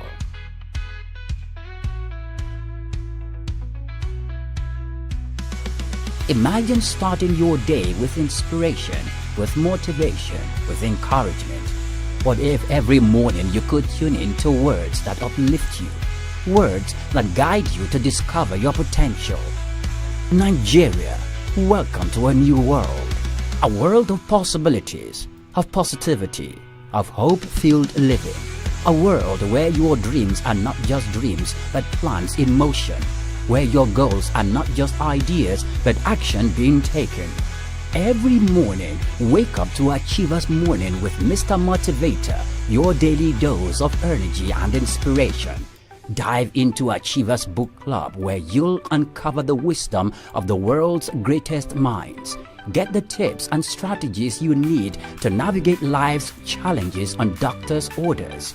Join Mighty Moms as we celebrate the success of women leading their families, careers, and communities with strength and grace. Explore the heart of eloquence with Eloquence Unleashed. For the hustlers, Hustle and Flow is your guide to navigating the grind and making it to the top. Achieve financial success with Achievers Money and witness the celebration of greatness on accolades. Or seeking timeless wisdom in timeless capsules. There is something for everyone. Tune in to Inspire Her to see women inspiring women, or Achievement, where men elevate their game on their quest for better. Every show is designed to bring you a new world of performance, success, revival, and reinvigoration. This is not just television. It's your guide to becoming the best version of yourself. Welcome to Nigeria's first 100% motivational television. Welcome to the Achievement Channel, where every day is a new opportunity to achieve.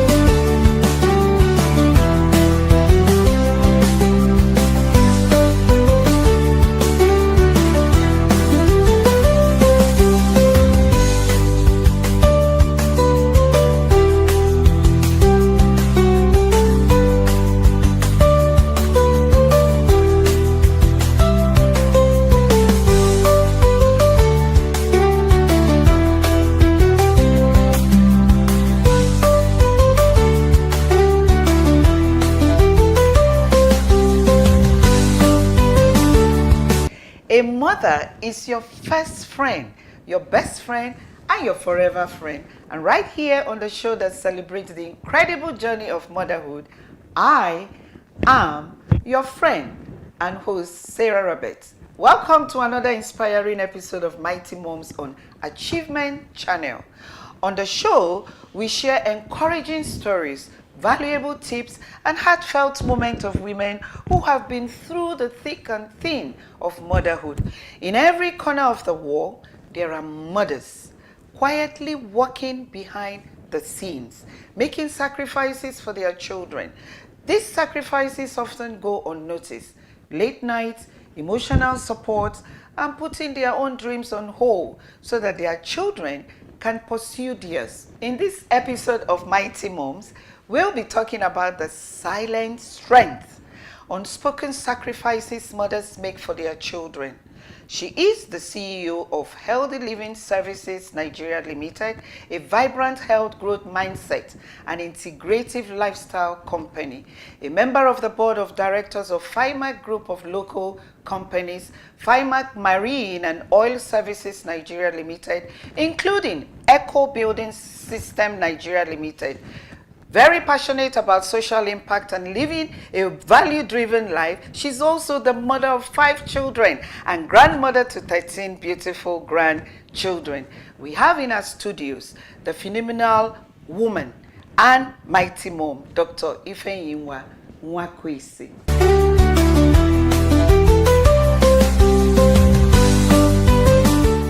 Dr. Ifeyinwa Nwakwesi, once again I welcome you to this program. Thank you. Now, as a mother of 5 and a grandmother of 13 grandchildren, what are some of the biggest challenges you've had to make as a mother over the years, and how has this impacted on your children now? Thank you so much, Sarah, for that amazing question. I'm going to start from the beginning. Parenting. I had great parents, late Sir FGN and Monica Okoye.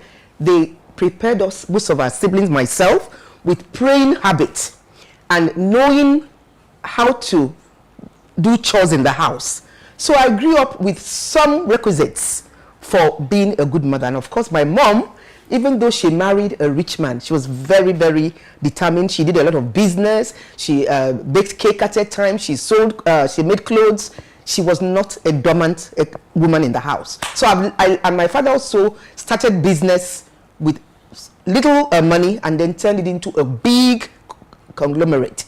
So I came out to be a wife, prepared to be an impactful wife right from the beginning. And I'll tell you a bit of my story. I got married while in the medical school. I had my first child in the medical school. I had my second child soon after medical school. So I became a wife, mother, professional woman. My husband was a civil servant at that time. You know how much civil servants are paid. I had to now do some business to support him in raising in the support of the family needs. And so I became also a businesswoman. Then I made a mistake.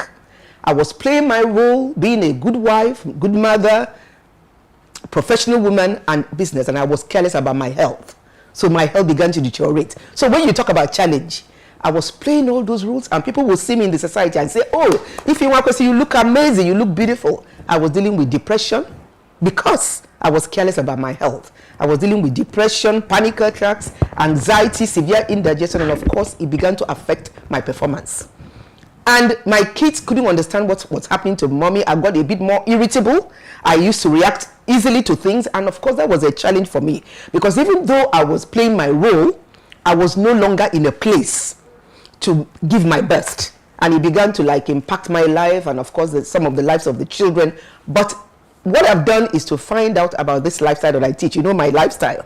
I teach growth mindset and integrative lifestyle, which is a vehicle to work on yourself so that as you're playing your roles, you're balancing all the areas so that none of it suffers. And so that challenge actually is my stepping stone to the woman I've become today. You know, I'm over 70, rocking, doing my roles, and I'm very, very passionate wife and mother. One of the things again I've done in my family is to try and build a loving and solid family. I am the conversationalist. Maybe in my family, if I'm not there, maybe many people may not even be saying hi to each other. But I am the bedrock of communication in the family. My husband is not so much of a conversationalist, but he loves conversation. So my family is built in love. We're built in God-centeredness because our family is a praying family. And I've also taken my kids to America to learn about personal development, teaching them that they have to take responsibility for their lives. And so I'll stop there at the moment.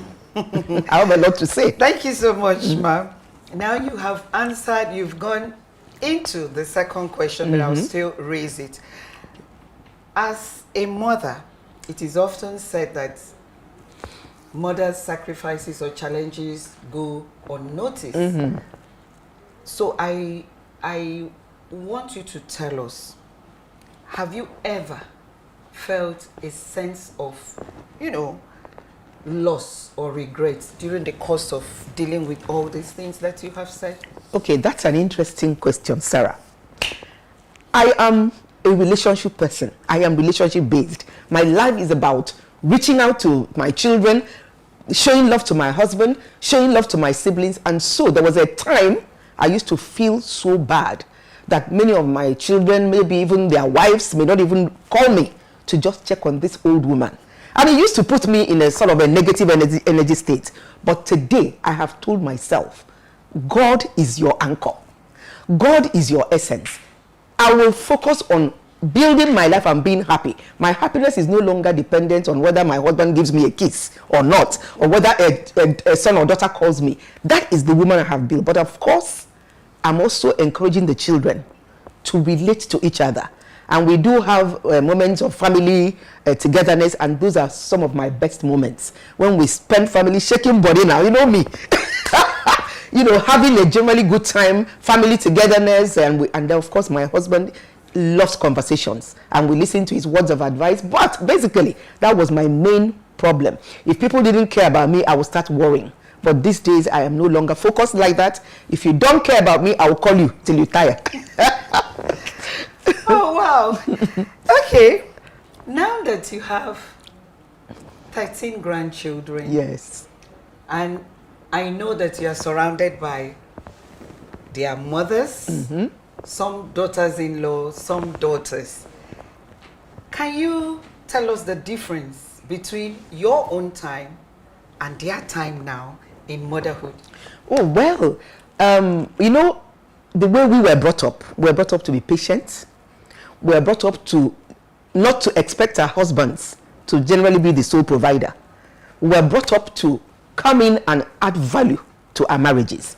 The young girls of these days may not actually be wired like that. They sometimes expect the man to be the sole provider. But again, they are they are so protective of their kids.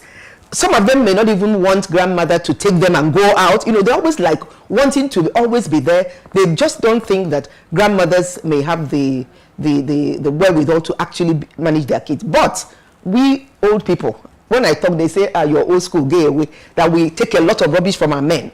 But I keep telling them, our method is working. Many of us are still in our marriages, and look at the rate of relationship and marriage breakdown in society today. But of course, it is not for us to impose ourselves on the young ones. We need to keep teaching them with love. We need to keep being accommodating. And of course, keep a relationship. Some of them may not even ask about you for a long time, but have a perspective that they are learning, and keep teaching, and everything will work out well. Thank you so much.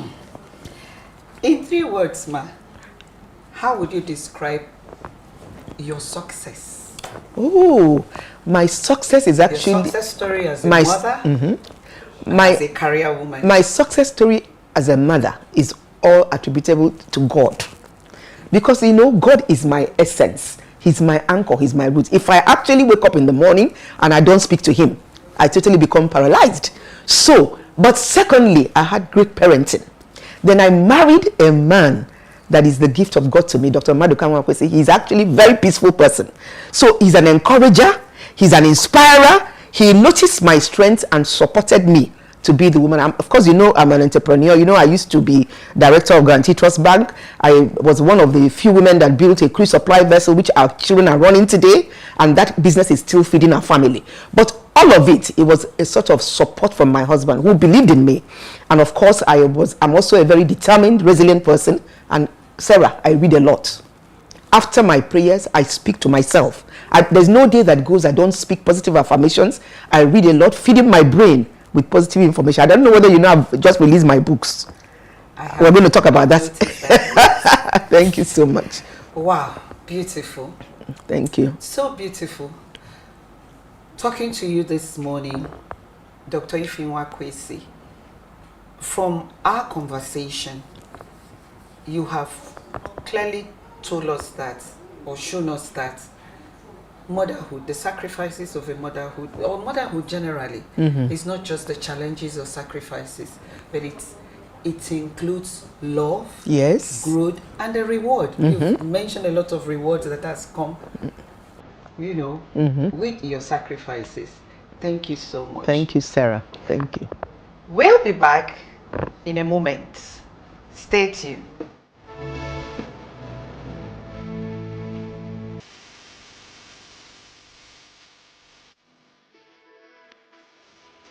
Motherhood is a transformative journey that shapes our children and us. It's filled with joy, challenges, and profound growth. Today, we honor the unsung heroes, our mothers, whose love and dedication lay the foundation for our achievements. Motherhood teaches resilience, the strength to wake up each day with purpose, despite sleepless nights.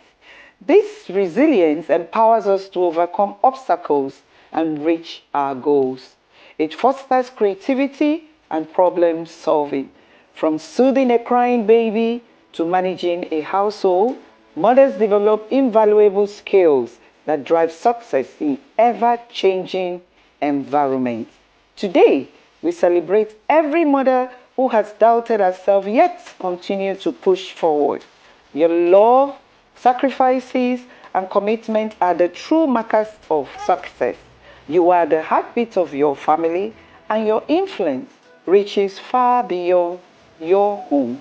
Today, to all the mothers watching, remember this: your journey, filled with love and perseverance, is the foundation of all-round achievements. You are raising the next generation of dreamers, leaders, and innovators. Your role is powerful.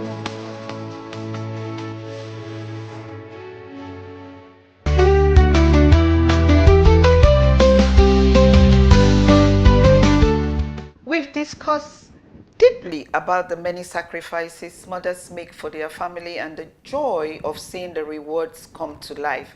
There's absolutely nothing impossible with the strength a mother and the role she plays in her family.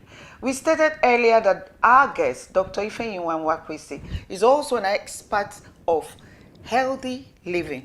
Dr. Ifeyinwa Nwakwesi, the world knows that you are a health expert. Now, I want you to give us a practical tip or tips on how a mother can juggle between career, motherhood, and also prioritize herself, being her health and her self-being. Thank you very, very much, Sarah. That's a very profound question.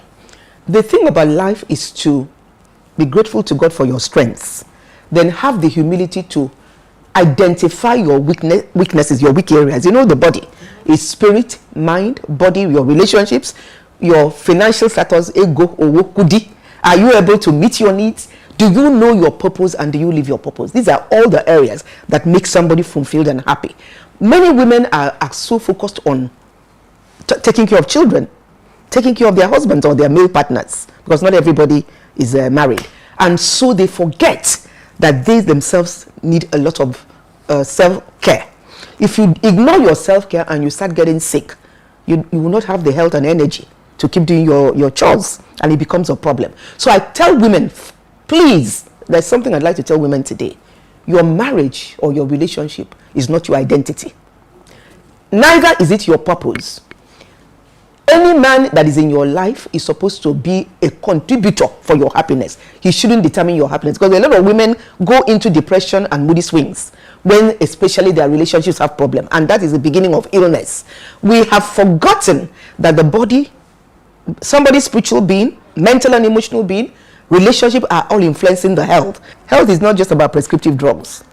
Neither is it about nutritional supplements. People just take them and think, perchance. And I'm telling women, stay out of conflicts. Conflict situation is not so good for your health. So what's my advice? Please, women, learn to read, learn to watch videos, learn to improve your knowledge, especially in your area of weakness. Then don't just have a quick fix, a headache, pop a pill, knee pain, which is very common, pop a pill. Look for something like this growth mindset and integrative lifestyle, which can teach you how to. But basically, there are strategies. Are you ready to commit? And while you're taking care of others, please take care of yourself first. We've had a wonderful conversation with Dr. Ifeanyi Kwesi. And believe me, I know you will agree that it has been a moment of truth for each and every one of us. Dr. Ifeanyi Kwesi. Yes, Sarah. I want to thank you. I want to appreciate you. Thank you. We need your final advice. What is your advice to mothers out there? Okay, first of all, I'd like to appreciate all mothers. Motherhood is not easy. It comes with a lot of ups and downs, a lot of challenges, but a mother must stay focused, determined, resilient, and strong. I want to tell women, your marriage or your friendship to a male partner is not your identity. Neither is it your purpose. They should be able to contribute and be of value to you. Do not die in the process of wanting to be a Mrs. So what I'm telling women, your happiness is primarily dependent on you. It's from your inner being. Years ago, when I used to walk around looking great in the face, internally I was literally like dying from depression. So I'm telling women, as you are building your external face, you look beautiful, you wear beautiful clothes. Can we also work on our inner beings so that when we step out with glory, we step out with energy, we step out with positivity, and we can all become assets. By the way, there's a message for women. I don't like the marginalization mindset, but we know in the society certain women are being marginalized. What are we doing? That's why in Women Aligned for Good, we're coming up very quickly with a mega collaboration of women that can come together to put funds together to improve our social impact. Nigerians shouldn't be hungry. Nigerians shouldn't be homeless. And I'm also calling on our leadership. Please, Nigerians are suffering. Can we improve the quality of our citizenship and improve the quality of our leadership? Mothers, we hold the ace. Thank you very much.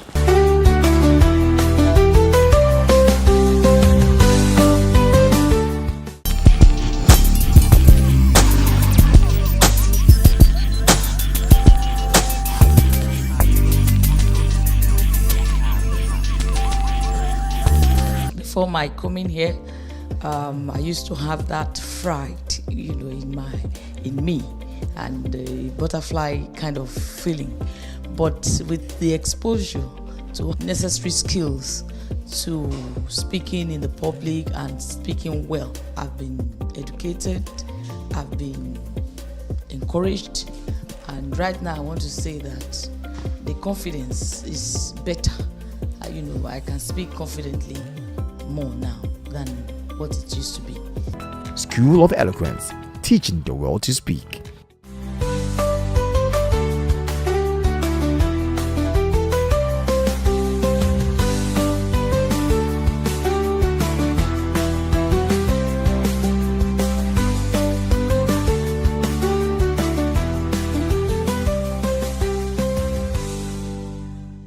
Thank you so much for joining us on this episode of Mighty Mom. I hope you enjoyed the show and found inspiration in the stories and advice we've shared today. In the words of Maya Angelou, do the best you can until you know better. Then, when you know better, do better. I am Sarah Rabbit. See you next week.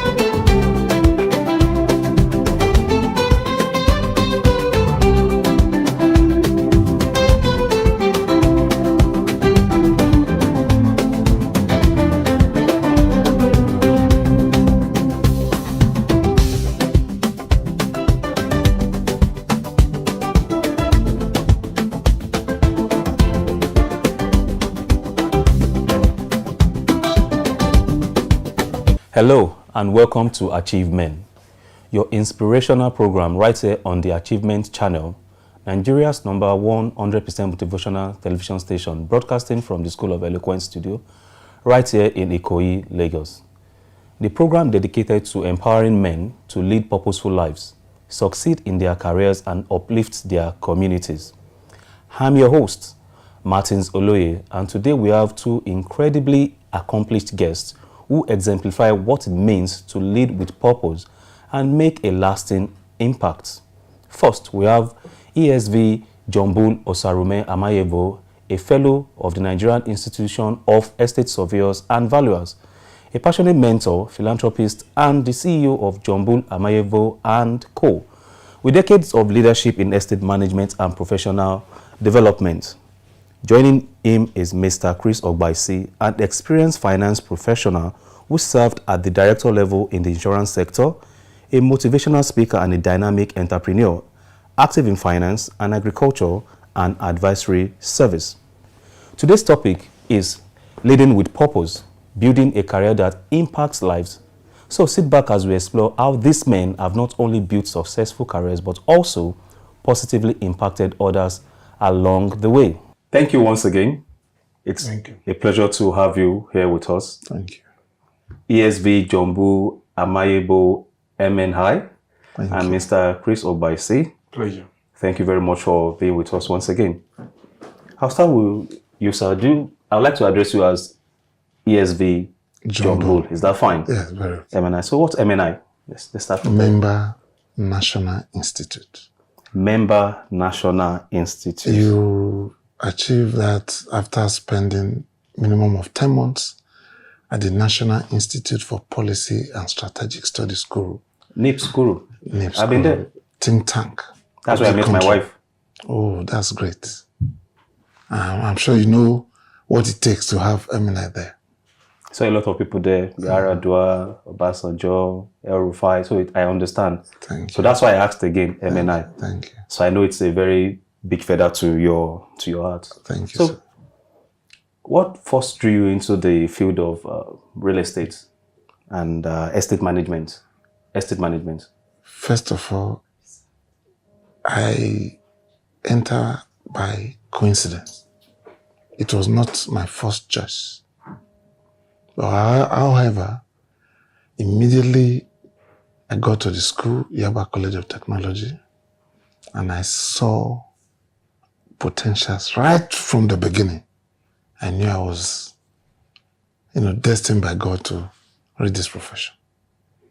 So I would say that immediately after looking at those potentials, I know that for me to achieve something, for me to become somebody here, I have to be very passionate about the school, the study, the profession.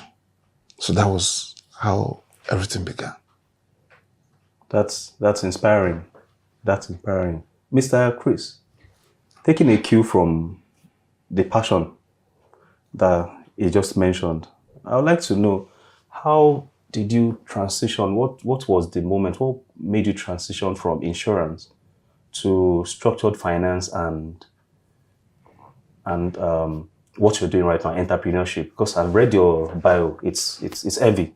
So let me just leave it like that. So what made you transition from insurance and go deep into this unknown world of many parts?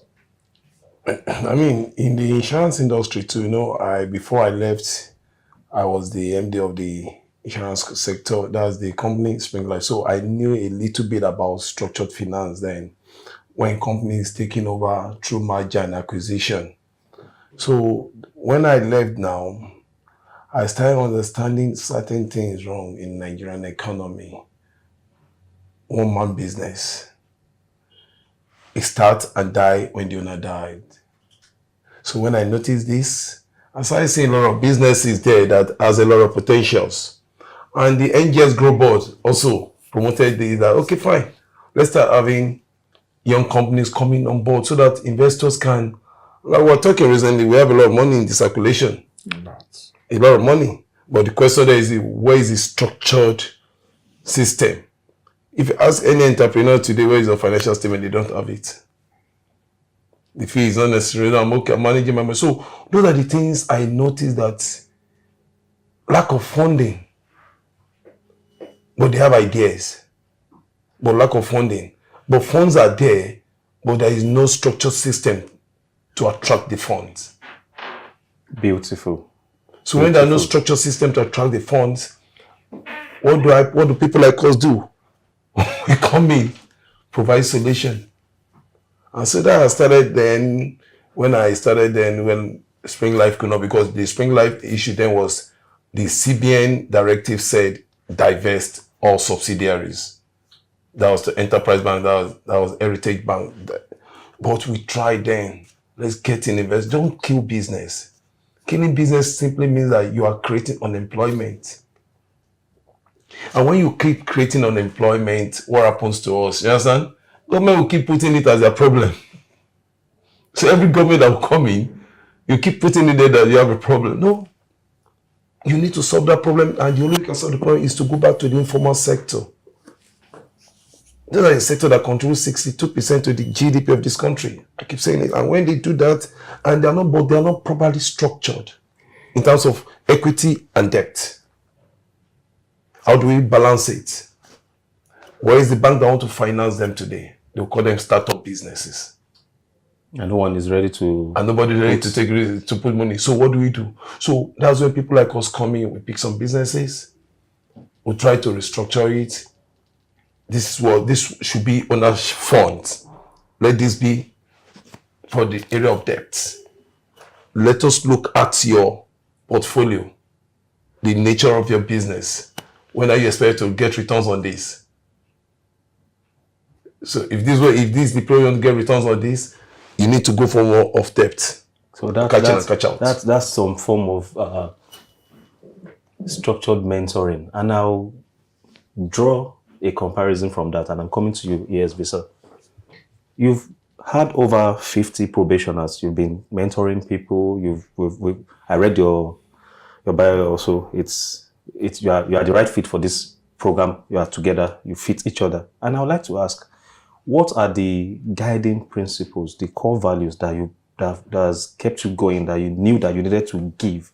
Simply put, all along, there was something that will take you from the first person to over 50 probationers. So what are the values? What are the core principles that has helped you to teach them? And what are the things you do mentoring them? First of all, I was not born with a silver spoon in my mouth. So I knew what I went through in school. And from that experience, I told God that if I make it in this profession, I will have to go back to school. In my profession, people know that John Bull constituency students, upcoming surveyors. At the last conference, I was not supposed to be there, but they gathered. After talking to them, up to now, they are still sending me messages that what I said has touched them a lot. So, my experience as a student, I felt, no, if I make it, and to God be the glory, I got to the Zenith, became the president of the Nigerian Institution of Estate Surveyors and Valuers. Even before then, I felt that there are a lot of all schools in Nigeria. You see students, they can't eat, they can't feed themselves, they can't pay school fees. So I felt that I should be able to help apply back to the profession that made me. So that was my driving force. I knew what I went through, and I told people, if I tell you today that I was once a bus driver in Lagos, while schooling, I was driving bus. Throughout my HND, I drove bus. And that did not stop me from becoming the best student in my department and in the faculty. So mine is from my upbringing. By that little period I was in that school, I knew what I went through. And I also saw some of my people, what they went through. So I just promised myself that if I make it, I'll have to plow back. So you take from your experience, practical one, how you've gone through life, and you've done all you can to make sure they know and that. I keep doing it up to today. I noticed, for me, I only had one textbook which I could not finish paying till today. My friend gave it. You know? So, but at the end of the day, I made it a point of duty from 2000 to 20, up to, for about 20 years, donating books to all libraries of Estate Management Department. All the schools, whether private or public. No matter 3, 4, 5, 10, 3, 4, 5, 10. That's amazing. So that's amazing, and that's quite insightful. Yes. From the few lines that was touching to me, you are both speakers, and I know you are also a public speaker. You speak very well. So, how have you been able to put that into your leadership style? Because you speak, you face the crowd a lot. So, does it transition? Does it conform to your leadership style? How did you evolve? The act of speaking is what you groom yourself, and is an everyday thing. Most importantly is this: are you informed? For you to speak, you must be informed. So for you to be informed, how often do you read? Like I picked the 5 a.m. Millionaire from Robbie Sherman, talking about how a simple lifestyle should live. So if you notice how where you are going to and your leadership skills you want to improve in you, first thing first is to see, you see the global view of your vision. Yes, your vision. You have to look at your vision, because you can't give me what you don't have, and you can't give out what you don't possess. Am I communicating? So the act of speaking is one thing. Another thing is for you to stand tall in between that leadership role, to be able to give out the right information, the right mentorship. Because when you speak, when you are a leader, people are looking out for you. So that's very key. That's amazing. We are going on a short break now. My name is Olufemi Shey. I'm CEO of Casafina Development. I'd like to tell you this. Keep watching Achievement Channel. Hello, my name is Roma Daniels. This is Achievement Channel. Please keep watching Achievement Channel, the first and only motivational channel in the country. Thanks, man. Hello guys, my name is TK Classic. I'm a singer, songwriter and performer. I'm here live at the CEO Summit 2025 and this is Achievement Channel. Stay on the dial, don't leave. Here at the School of Eloquence, our primary focus is on the art of public speaking, because it's a major problem.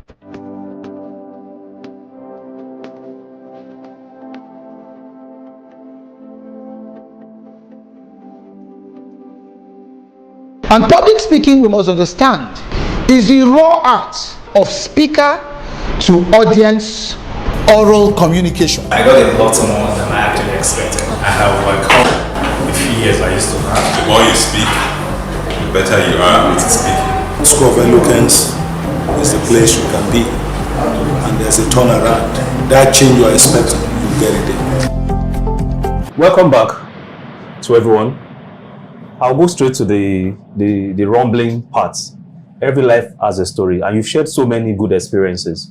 So what's that turning point? What's the most remarkable journey or story of your life story so far that you used to explain to everyone? This is it. This is what made me ESV, MNI, who I am. First, was the first day I joined the firm of Ayo Otebola and Co. I just left school, won so many awards, and part was his own award in my department. And he requested for at least 3 persons, the best. So, of course, as the best student, I went to him. That day, the first meeting with him, he did not ask any question. He just handed over to me an assignment. A major assignment. So it was a big challenge. And I will never forget that day. To go and do evaluation, building plant and equipment in Benin. I've never met this man.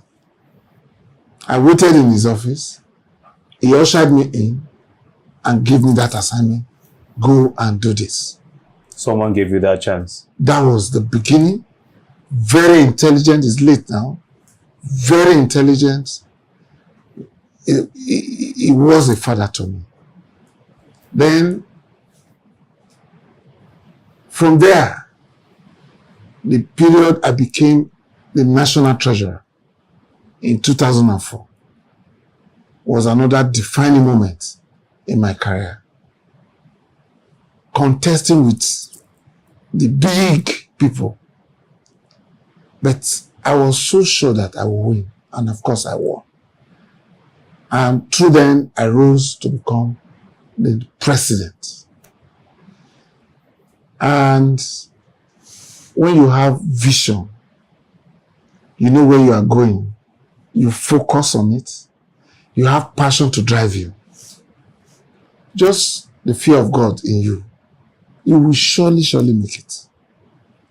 Immediately I became president, I came up with new ideas we've never been doing before. And one of them was my courtesy visit to the National Institute as president. And to God be the glory, as I was leaving, I was fortunate to be sponsored by the presidency. And I became a member of SEC 46 of 2024. Being an MNI is everything to me. You meet policymakers, decision makers. You sit in class with people who wants this country to be good, who is passionate to give their best to the fatherland. So those 3, and getting to Otebola, entering the politics of NISV and becoming MNI was a big moment in my life. I noticed the glee, the glamour when you speak about the gift of men, someone walking you through the door. Yes. And it means a lot. In mentorship now, Mr. Chris, stemming from what he has just mentioned, 2 questions I'm going to give to you. The first one is, how do you think entrepreneurs can overcome the challenges they're facing today? Number 1. Then the follow-up, which I'll need you to also, speak about is, so far so good. How have you been able to get grounded in? So you're a man of many parts. You're like a different coach on a moving train. So how have you been able to get grounded and become almost an expert at everything? So those are my 2 questions. The first one, the entrepreneurs, these challenges they are facing, you are mentoring them now. There's a lot. I can see that you're smiling alone. You can, No, we need to, because if you're talking about challenges, entrepreneur, we need to be very specific. Okay. And, most entrepreneur from our own school of thought is profit making. If you go to any finance school today, they'll tell you, why are you in business? It's to make profit. But from my own school of thought, I've started especially considering the peculiarity of our society is to transfer knowledge. That's a challenge. We are not transferring knowledge, and it's facing us gradually. Now there is mismatch from the generation coming and the older generation. There was a day I was with one of my uncle, and he said to me, if I remember your story, your father, anytime you don't do well in school, your father will say, you're going to be a farmer, you're going to be a farmer, you're going to be. I said, yes, today I'm a farmer. That was way back. I was small then. And truly, what happened to me, anytime we test, a lot of entrepreneurs have challenges in terms of wealth creation, sustaining the wealth and preserving it. That's another challenge. So now, and they die halfway. They make it look as if it's a normal retirement thing. It shouldn't be. The core thing is, when you see you understand certain businesses, bringing people into your business, transfer knowledge to them. When you transfer knowledge to them, build a team. You harness potentials. We're sitting down here and I'm learning one or two things. Because one of the things of any entrepreneur is to conceptualize ideas. Idea is wealth. I don't believe if I sit down, the day I sat down, when I moved into farming, was the day I was driving and I said to myself, land that much and people are hungry. Yes, there must be risk. Risk and return. The higher the risk, the higher the return. It's vice versa. So when I said, but what's my future? The future, when you go to Rwanda, if you drive from France down to Germany now, you see a lot of people, land mass on agriculture. Yeah, descending anywhere, most places. You see. So we've not harnessed all these potentials, and here we have Bank of Industry. We have Bank of Agriculture. What is their functionality? You've attended to 3 challenges. You see, you are a moving train of many parts. You see? Go ahead. Now, I realize that everybody wants to execute at the federal level, but I'm to solve the problem at the local level. So there is mismatch. So entrepreneur will not survive in such environment. I should be able to walk to my local government and go and tell them I have food stuff. That was the day I was analyzing. I want to start growing tomatoes, vegetables, and co. And I was asking a typical Malam man, they say, it's 2 million naira to bring all those things from north down to Lagos here. And we've already factored the fact that 50% of those goods are going to spoil. So we factor the cost on which one is coming here. And I ask myself, so why can't I have such a thing closer? So how do you get grounded? Because I noticed it was an open-ended question. You've given me 5. When we do a recall and we watch this show again, you will notice that you are really a man of many parts. Challenges, you've highlighted them, from trying to solve problems, transferring knowledge. You've done it without even knowing. So how do you get grounded? How are you doing this? You are a moving train. So how do you get grounded in? This is a question for people that think they are superheroes. And in reality, we have different gifts. You can not just be one.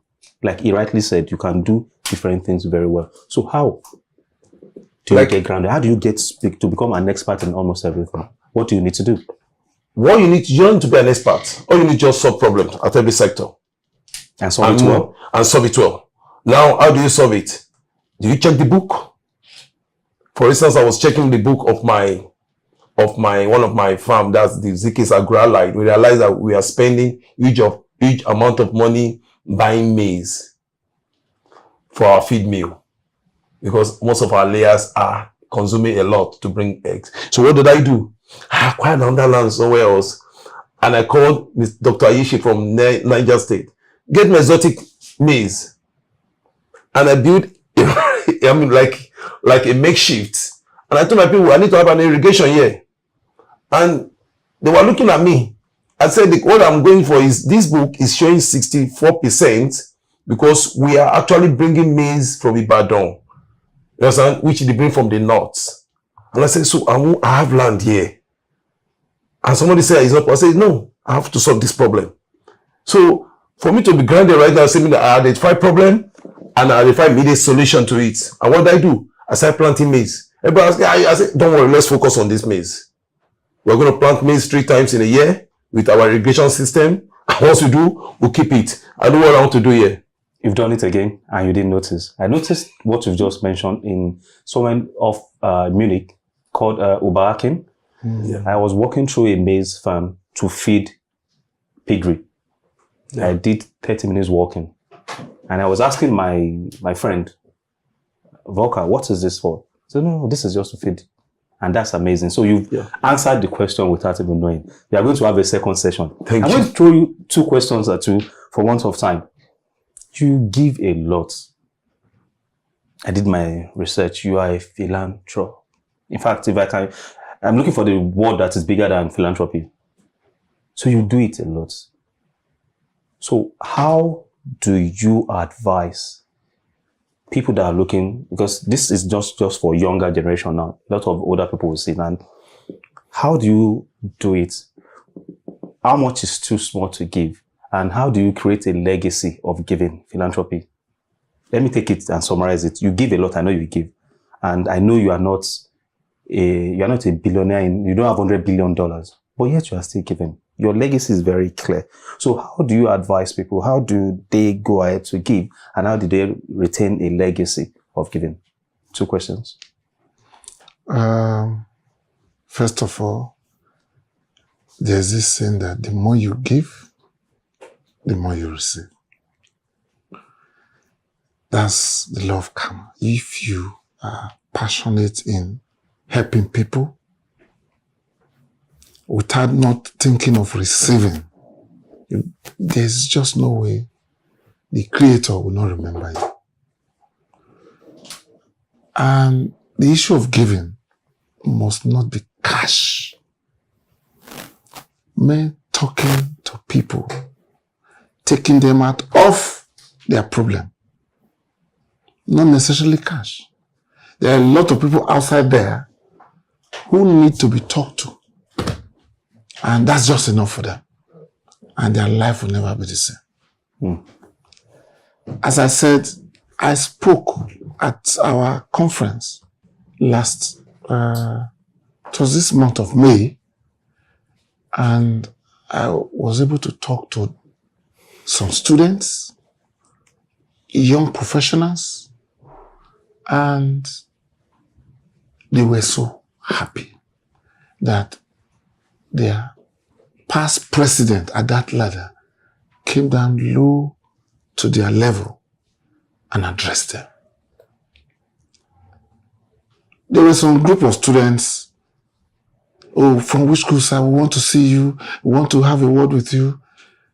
What I did was not just talking to them, some of those who have made it in the profession. Hey, Charles, come here. You are a developer. Talk to them about development. That 5 minutes discussion. Oh, you are evaluation experts. Come and talk to them how you do your evaluation. So I know that the more you give, it's individual thing, but when you give, don't expect any return. Don't say, I want to give because I want to get. No. Give freely and happily. And you must not, you see, when you give, for me, I give painfully. I can decide to look for something in an attempt to assist you. I'll go and look for that thing to give to you.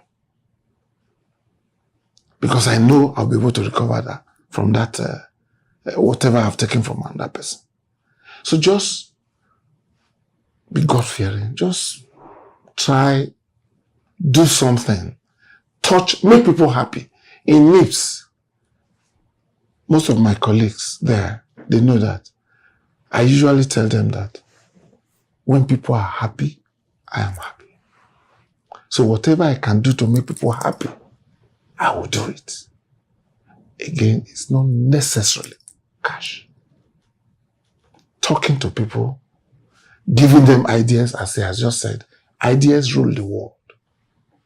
When you give people ideas, no, you can do this, you can do that. The little support. So I believe that it's good to give. That's amazing. That's deep. That's like so searching. I have a foundation right now. John Bulamani Foundation. Giving. Giving to the less privileged. That mama, old woman hawking on the street, along the street. I will just stop. Ma, how much are you selling this thing? I'll call people again, walking around. Come and take all these things. And you pay and give extra. How much? Maybe all what she's selling is not even more than 10,000 naira. Those are the acts of kindness that actually make us who we are. That's it. We are not all about profits. That's, you make a reference to when you talk to entrepreneurs, running some courses globally, and I know when we say the soul of business is to just make profits. So I'll ask you, since you are my Superman here now, like literally you are doing you are doing a lot at the same time. So how do we grow impact beyond profits? So as an entrepreneur, I just want money. He has given a very valid example of constantly giving back without expecting. It doesn't have to be, he answered that question without how big or how small. He answered it doesn't have to be really, really, really big. So how do we get to do impact as entrepreneurs without beyond profits? You see, a paradigm has to shift. And I'm looking at the religious circle. From what they have said so far, most times I want to talk to people and say, there are three people I don't like to advise. The churchgoers. Because any little thing, they will call on God. Whereas God has set up a template that in all things seek wisdom. People that believe so much in themselves. People that read, they always refer to the rich people. The rich people assume that, so you know too much and you're not as rich as I am. Oh, you're rich? I'm not rich. No, I'm just No. I'm just being. You see, the truth of it all is this: I have never seen money as an intrinsic factor in any business I've been doing. One of the things I've seen as an intrinsic factor is wealth creation. How do I take away poverty from the society? Taking away poverty from the society goes beyond. Let me cite some instances to you. Before I was 40, I was saying, God, when I wanted to pick either to relocate from this country, when I was leaving my paid job then, or to remain in this country. And I said to myself, if I leave this country, I'm going to work under somebody. So my dream of creating job, I've lost in that aspect. So what did I do? I started. Don't be careful. Every entrepreneurs are faced with the following challenges: government, community, and workers in terms of pay frame. So, however, because your focus is on impact beyond profit, my own is I will do, because amongst 10 people, you will have the right people that will tap into and expand their horizon beyond that material gain. And that's what I've been doing. So what do we do? It's not the profit. In this sector, I mean, we've been able to empower in terms of knowledge, in terms of standalone empowerment. And that's as I move to the religious circle. That is where government, individual needs to focus attention on right now. How? Today, what stops us? Because it will in a long run bring in more inflow into the church revenue. Now, and I don't want to go deep into that. If you empower with empowerment scheme, that shows that skills acquisition, you are the producer, you are the off-takers. We can marry ourselves down in the same church institution so that you make money. So those are the areas I've seen that aside profit, and that's been my last phase now to say, come to drop this money. So anytime I see them talking about expenses or social, because churches are very good in terms of social aspect, can't we start thinking about the population of the 80% that are inside that poverty line? Can we take 10% away? Did it again. Why I'm saying it is, Because you have a vast wealth of experience, you've spoken about the impact, social impact, how to solve it without saying too much words. Parting short from you now, I'll allow you in 1 minute to say something to us. I'll allow you to, but I'll say one thing, or just remember 2 songs to guide what you are going to use as your parting words to encourage our people. Jaguar, my belly, my head, because of austerity, you want to check out. In fact, that checkout takes me to Andrew, no checkout to Nigeria, yes. Go survive. Andrew don't go, we know. Andrew children are now trying to come back because they don't have the identity. You ask them, what's your name? My name is Eberechia. He say, wait a minute, that one. They want to come back. Parting words from you. What do you advise to people that are trying to make it, especially the younger ones, so below 40? What do you think they should do? How should they go about it? First of all, in everything you do, you must plan. You must look at the feasibility and viability of anything you want to do. You must check. If I venture into this profession, you make research, you check. For those, any entrepreneurship, anything you want to enter, look at it.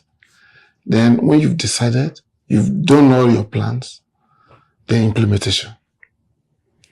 Then in the course of chunking out your implementation also have to have strategies.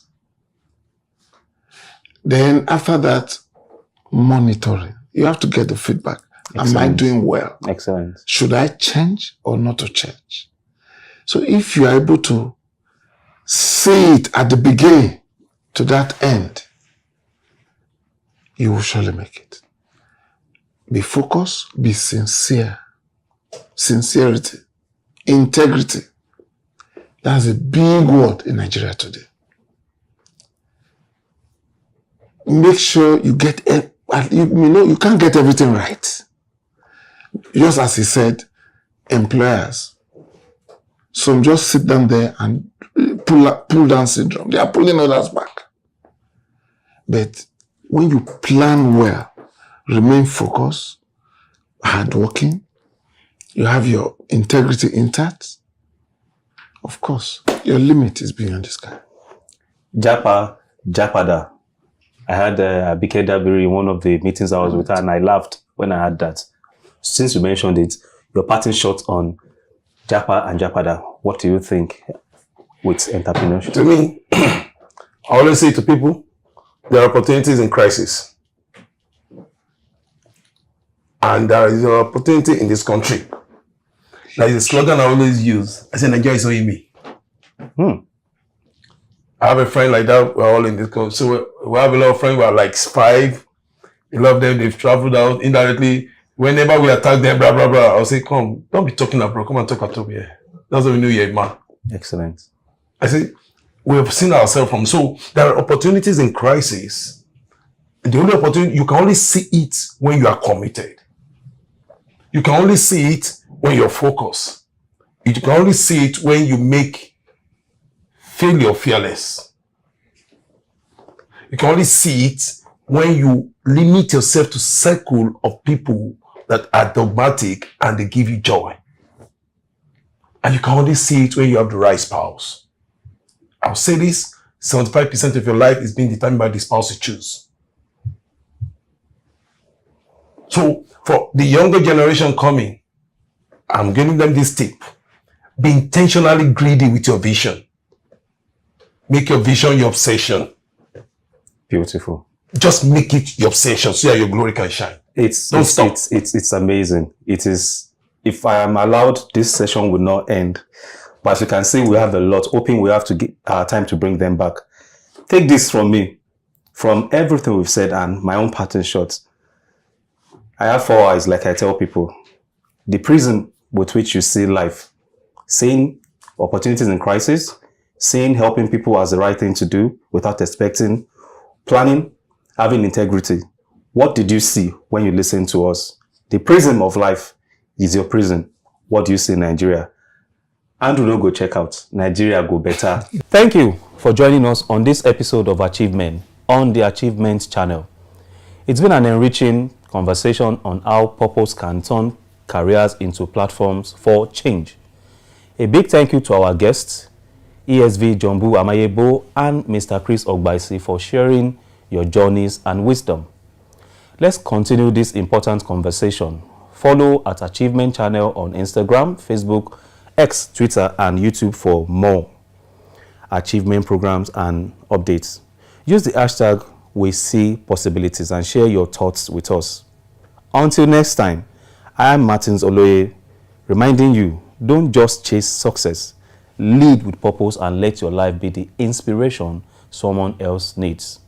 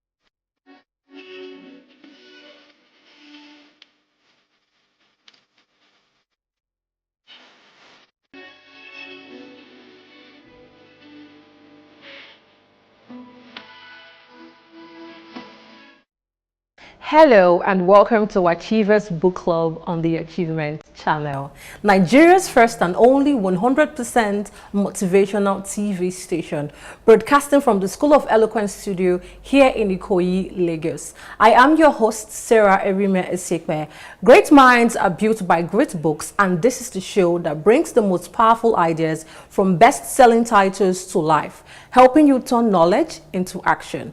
Today, we are diving into a vital conversation, the art of the lifestyle shift, transforming your mind, body, and business. We are exploring how determination and self-belief can help anyone rise above their obstacles.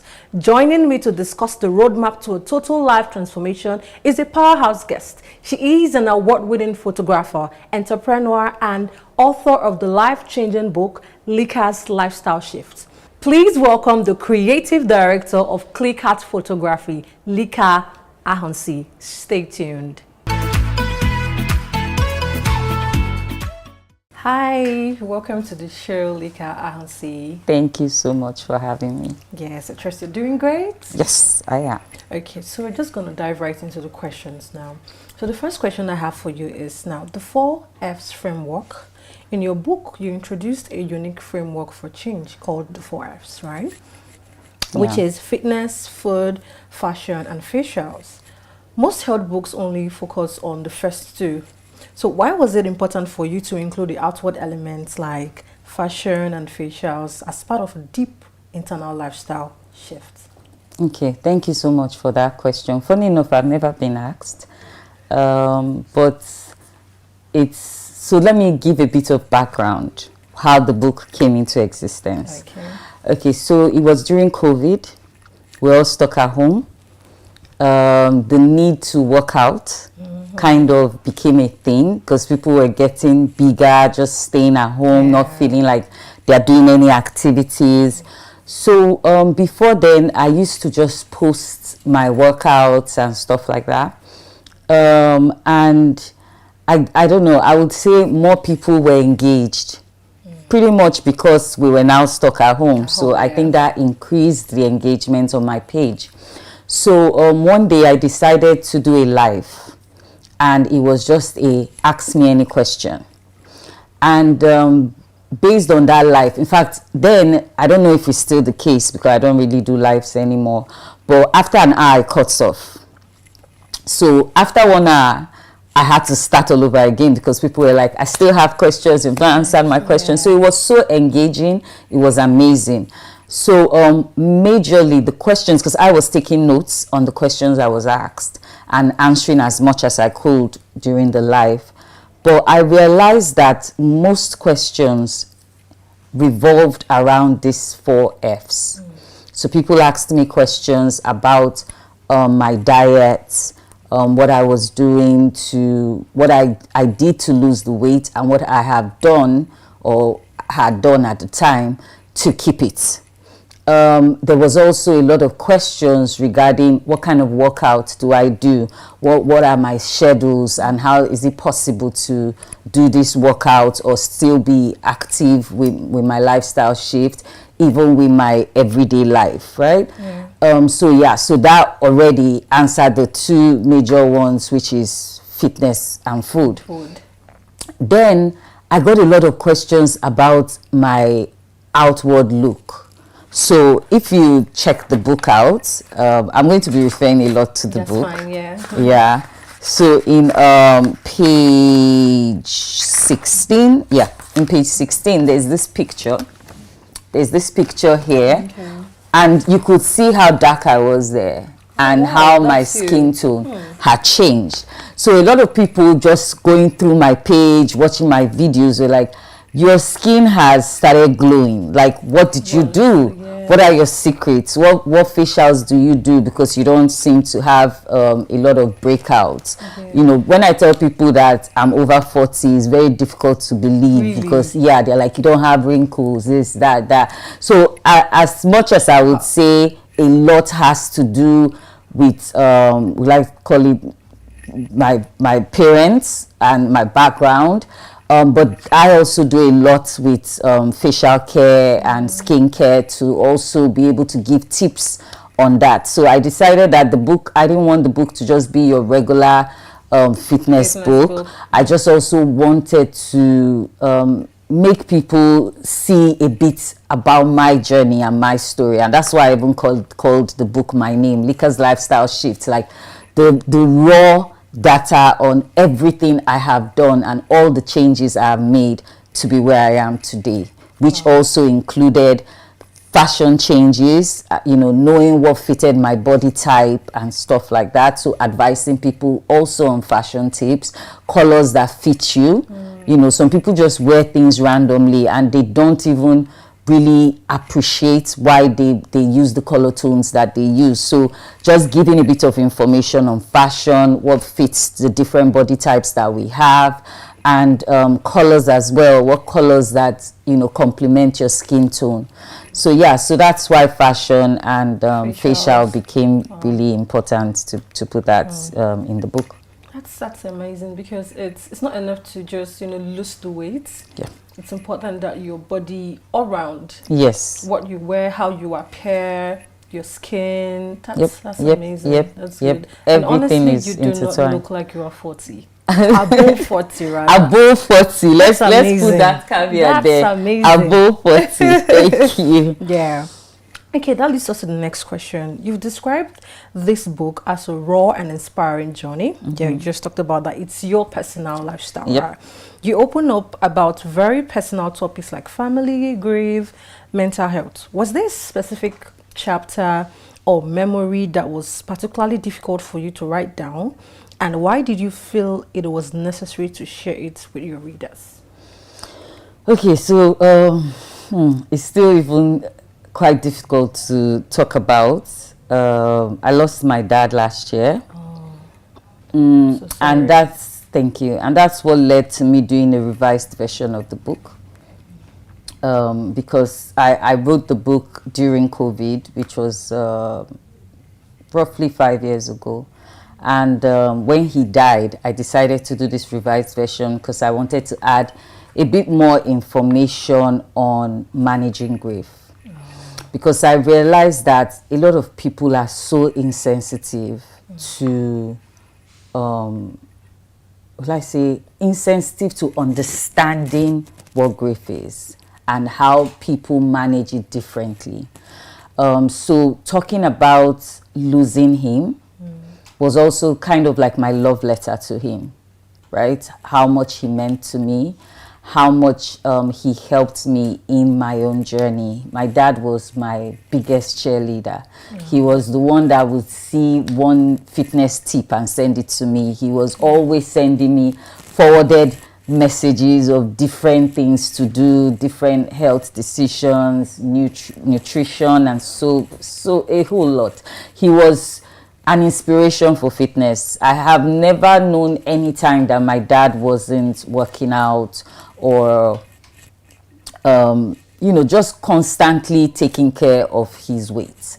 So it was really sad for me the way he died, because he just slumped, right? He wasn't sick or anything like that. And what even makes it a bit more challenging is that he slumped doing what he loved the most. He was playing golf. And I talk about that in my book. If you go through, so I call that managing mental health. Okay. So managing mental health, that's from page 29. And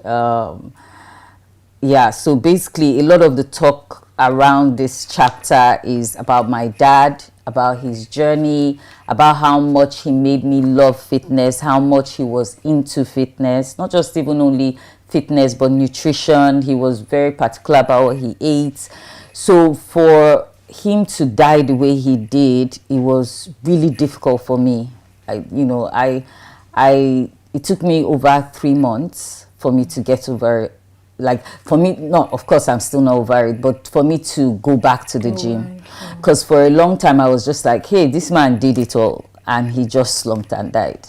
No explanation, nothing. So why am I stressing myself? Why am I doing this fit life, right?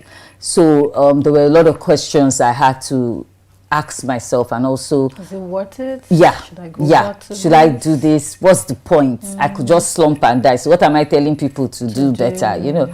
So writing that particular chapter was very difficult, because I asked those questions even in the book, like, what do you people think? Like, how do you get over that? And I would say I'm still not over his loss. I don't know if I'll ever be.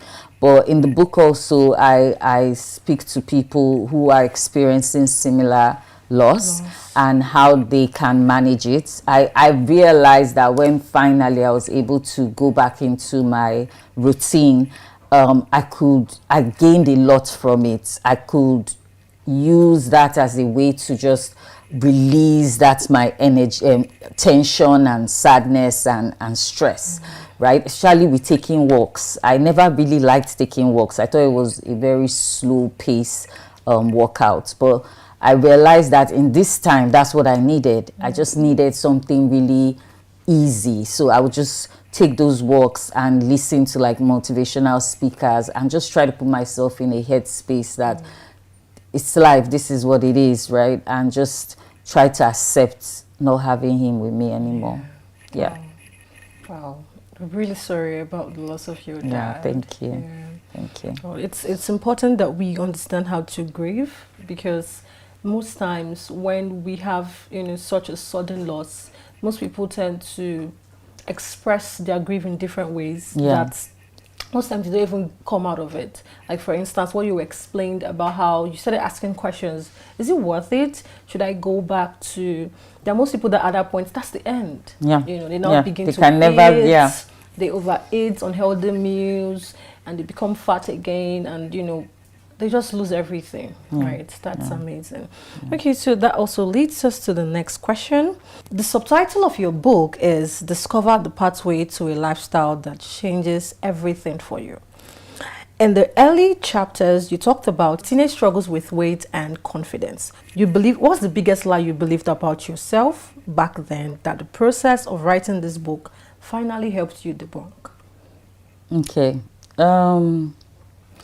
Okay, so I would never really say that I was not a confident person. Okay.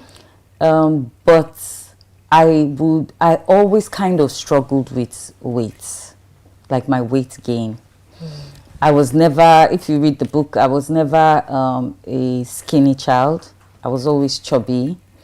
And I have a sister, like my immediate elder sister, who was always skinny. In fact, we were like opposites, you know, so she was always skinny. I was always the one that was bigger. And so you refer to us and you can easily refer to me as, oh, the chubby one, right? So will I say it bothered me as a child? No. But as I got older, it became a thing, right? Guys, you started liking boys from the age of 15, 16, and you're like, okay, how do I look? So I think it was at that point, and just before I was going into university, that it became a bit important for me, or I became conscious of the way I looked, and it mattered to me how I looked. So yeah, I talk about that in the book, and how I started starving myself because I wanted to lose weight, right? And so, not to, you know, give a very long answer, but I would say that I kept doing different things at different points, trying to lose weight. So I would lose the weight, gain it back again, lose the weight, gain it again, because I think that in my head, there was this part of me that felt you're supposed to be fat or you're supposed to be big. You're not... Your body is not structured to be a certain way. I also have lines around my neck. And when I put on weight, it's like the first part that just becomes really chubby, my cheeks. So my facial change is the first thing you notice when I lose weight. So sometimes I even look bigger than I am on the scale or generally. But just because my face would always have that big look. So because of that consciousness, I would say, it made me always feel that. So I think what I would say I was afraid of is putting the weight back on. Okay. So it took me 5 years from when I lost the weight. I lost weight primarily around the last quarter of 2015. Oh. Yeah, so let's say it took me 6 months to really be comfortable with my weight, and let's say in a year, so in 2016, that's when I felt I was where I wanted to be weight wise. I was toned out, I had done the work. But in 2015 I'd already lost a significant amount of weight. Okay. So I think my fear really was, okay, what do I need to do to remain like this? So even when I initially would post things, I was still very scared to post because I always felt, what if I gain it back? So I think my fear was not about just being like indecisive or not sure of myself or a bit timid. I was never that person. I was someone who had like self-care or, you know, appreciated how I looked. But I think my greatest fear was the weight coming back. That's maintaining what maintaining. So that's where the lifestyle comes from. So it was until after 5 years that I had stayed without the weight, which was, you know, supposedly now COVID year. That's when I was ready to speak about it, because I felt, okay, now I'm where I want to be. And I have been able to do this 5 years. So it means that it will take a lot to get me back to the Lika that I was before. Of course, it helped my self-confidence. It made me feel much stronger, even if I think I already had self-confidence, but it definitely boosted me to be like, oh, you've done this for 5 years, you can do another 5 years. And now this is the 10th, 11th year really since I started, because I started in 2015. So it's already 11 years since my journey. And I now even play around with my weight. Sometimes I gain weight purposely because I want to do a particular kind of thing with my body or something like I am so much in control now of you. Yes, that I would say that is the thing I've been able to change. You know, I've been able to get to a point. Do I still get scared once in a while? Yes. You know, I just told you about my dad and that fear of me just losing interest and just saying what's the point, and you know, just going back to relaxing, and that fear of losing it all, like just going back to being chubby and big and just, you know, like you wrote a book, like what's wrong with you? Why do you look like this? You know, so those fears, they are there. They would remain there, I guess. But I think I just consistently put in the work because it has become my lifestyle that I do not really see it happening. But you know, never say never. True. So it's not just about the losing weight for you, it was keeping it to it consistently. It was that was where the lifestyle was the fear. came about.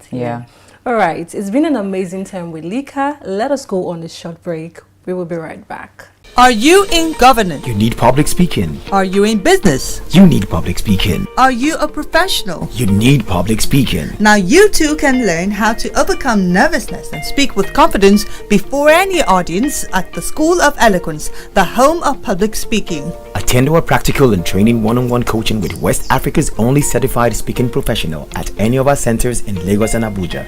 To register, call 0802 3032 066 or 0706 1606 078, or log on to our website schoolofeloquence.org. School of Eloquence, teaching the world to speak. Welcome back. Okay, Lika, so the next question I have for you is this. You write that this book is more than a guide to weight loss. So for the reader who picks this up and is already physically fit but feels mentally stuck or unfulfilled, what does Lika's lifestyle offer them in terms of mindset and resilience? Okay, so first off, for someone who is already physically fit, that's one job already done. So kudos, be happy, you know, you're already doing well. As we already said, it's more about a lifestyle shift. So it's not about just losing the weight, but keeping it out. And also the health benefits of not having weight. That's so not just having fats, excessive fats in your body. So for that mental shift, I would say a lot of it comes from confidence as a person. There are some people that even after they have lost the weight, they just still look at themselves and still feel, I'm not good enough. I'm not, you know, I don't feel that I'm good enough. So in my book, I talk a lot about self-care. Okay. The last chapter, in fact, I'm going to just read something very quickly. I said, always remember that, so that's page 83, always remember that self-love is not the same as selfishness. After COVID, that's when I decided that I was going to travel more. So every year, I always try to do one personal trip, just me. Because for me, it's a way to just balance all my emotions and just find a way to live in the presence. So that's for me. You know, travel was the thing for me. For other people, it might be something that they have just put, as I said in my book, on the back burner. Decide what it is that gives you even that anxiousness, because some people suffer from anxiety. So what is it that causes that? and just find a way to say, okay, I want to be better. I don't want this to be an issue anymore. You're already looking good, right? So you've done the work. So what are those other things in my life that brings me down? What are those things that I'm not comfortable with? And you start making that mental change, intentional change, to be like, I want to be better. So that would be my advice. I would say that self-care, don't always have excuses. You know, people say, my family, I have little kids. I have a friend who would put her baby on her back, put the other one that is a bit older on a stroller, and she will take her walks, right? There are no excuses. No excuses, just make time out of no time. So yeah, so when you're able to have some structure in place and you see it's working, that can start even helping your mental health. So it's that mental health of deciding that you matter, you are enough. And I speak a lot about that in the book. So it's not about just the fitness change, it's about a mental change.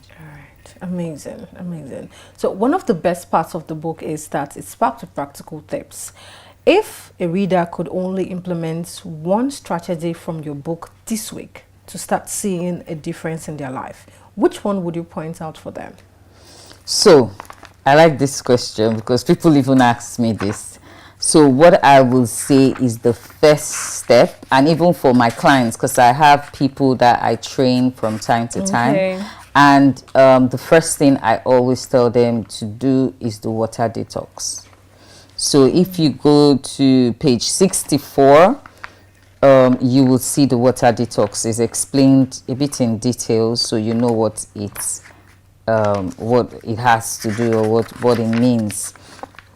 A water therapy would help you to just cleanse your system, right? It would help you in a whole lot of ways, and there's like an explanation there of what it entails. So if you could do just one thing, that's what I would tell you to start off with. Detox. Okay, so the book is an invitation to stop holding back. When you were sitting down to write the final pages of this book, who was a specific person you had in your mind's eye? Who is the one person that needs to read this book right now to start their own next chapter? Anybody who is just struggling with weight loss, anybody struggling with mental health, especially when it relates to your outward look. I think those are the two people I would say should read this book. If you are struggling, especially the second person, you're just struggling with being comfortable in your skin. Just being comfortable with who you are, read this book, because that's my story. You know, my story, it really explains how when I made this decision for a lifestyle shift and kept to it, how it affected every aspect of my life, because there was just this boost of confidence that I could achieve anything. And I think that's the person I'm speaking to. I'm speaking to that person that is struggling with being the best version of themselves. They are just constantly questioning, constantly asking, am I enough? What I have tried to do in this book and what I've tried to consistently say is that you are enough. You are smart enough, you are fine enough, you're good enough, you're everything. You just need to believe it in yourself. And if making that body change would help in you deciding that you're good enough, then please, let's do that together. Read Lika's Lifestyle Shift and make that change and start believing in you today. Thank you. Yeah. So Lika, how can readers get this book now? Okay, so the easiest way to get the book is through my Instagram page. If you want a hardback copy, the revised version, because the revised version is quite new, so you can get the revised version if you send me a DM on two of my Instagram pages. The first one is dedicated completely for the book. It's LLS, so Lika's Lifestyle Shift, so LLS_fit life. That's on Instagram. There you see tips on workouts, you see so many information there. The other one is just at Lika Ahunsi. With those 2 pages, you send me a DM, we can arrange for book sales everywhere, all around the world. Then for soft copy books, we have ebooks on Stella. You would also see the link on the Instagram page. So yeah, with those 2 platforms, I guess you can be able to get the books.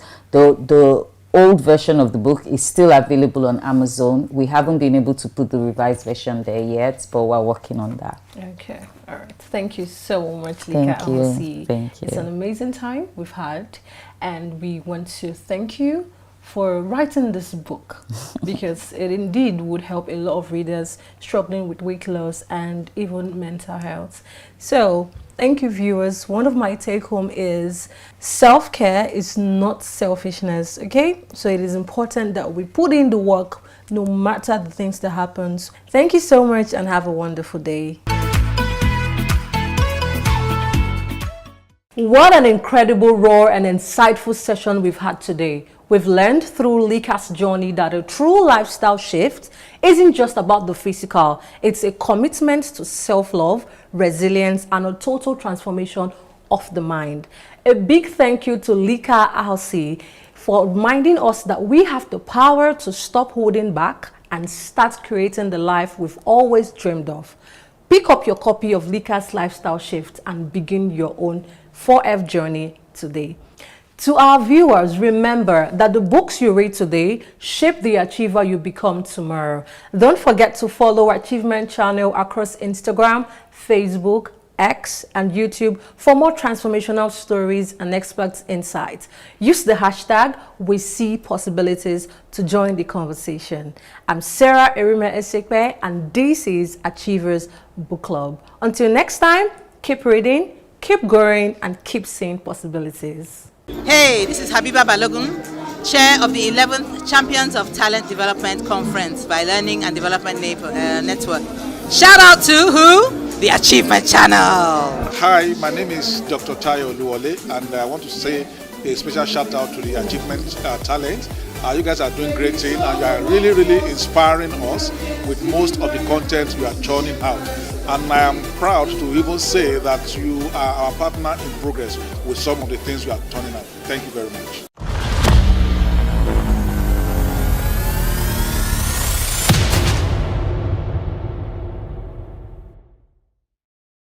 A new day dawns, full of possibilities.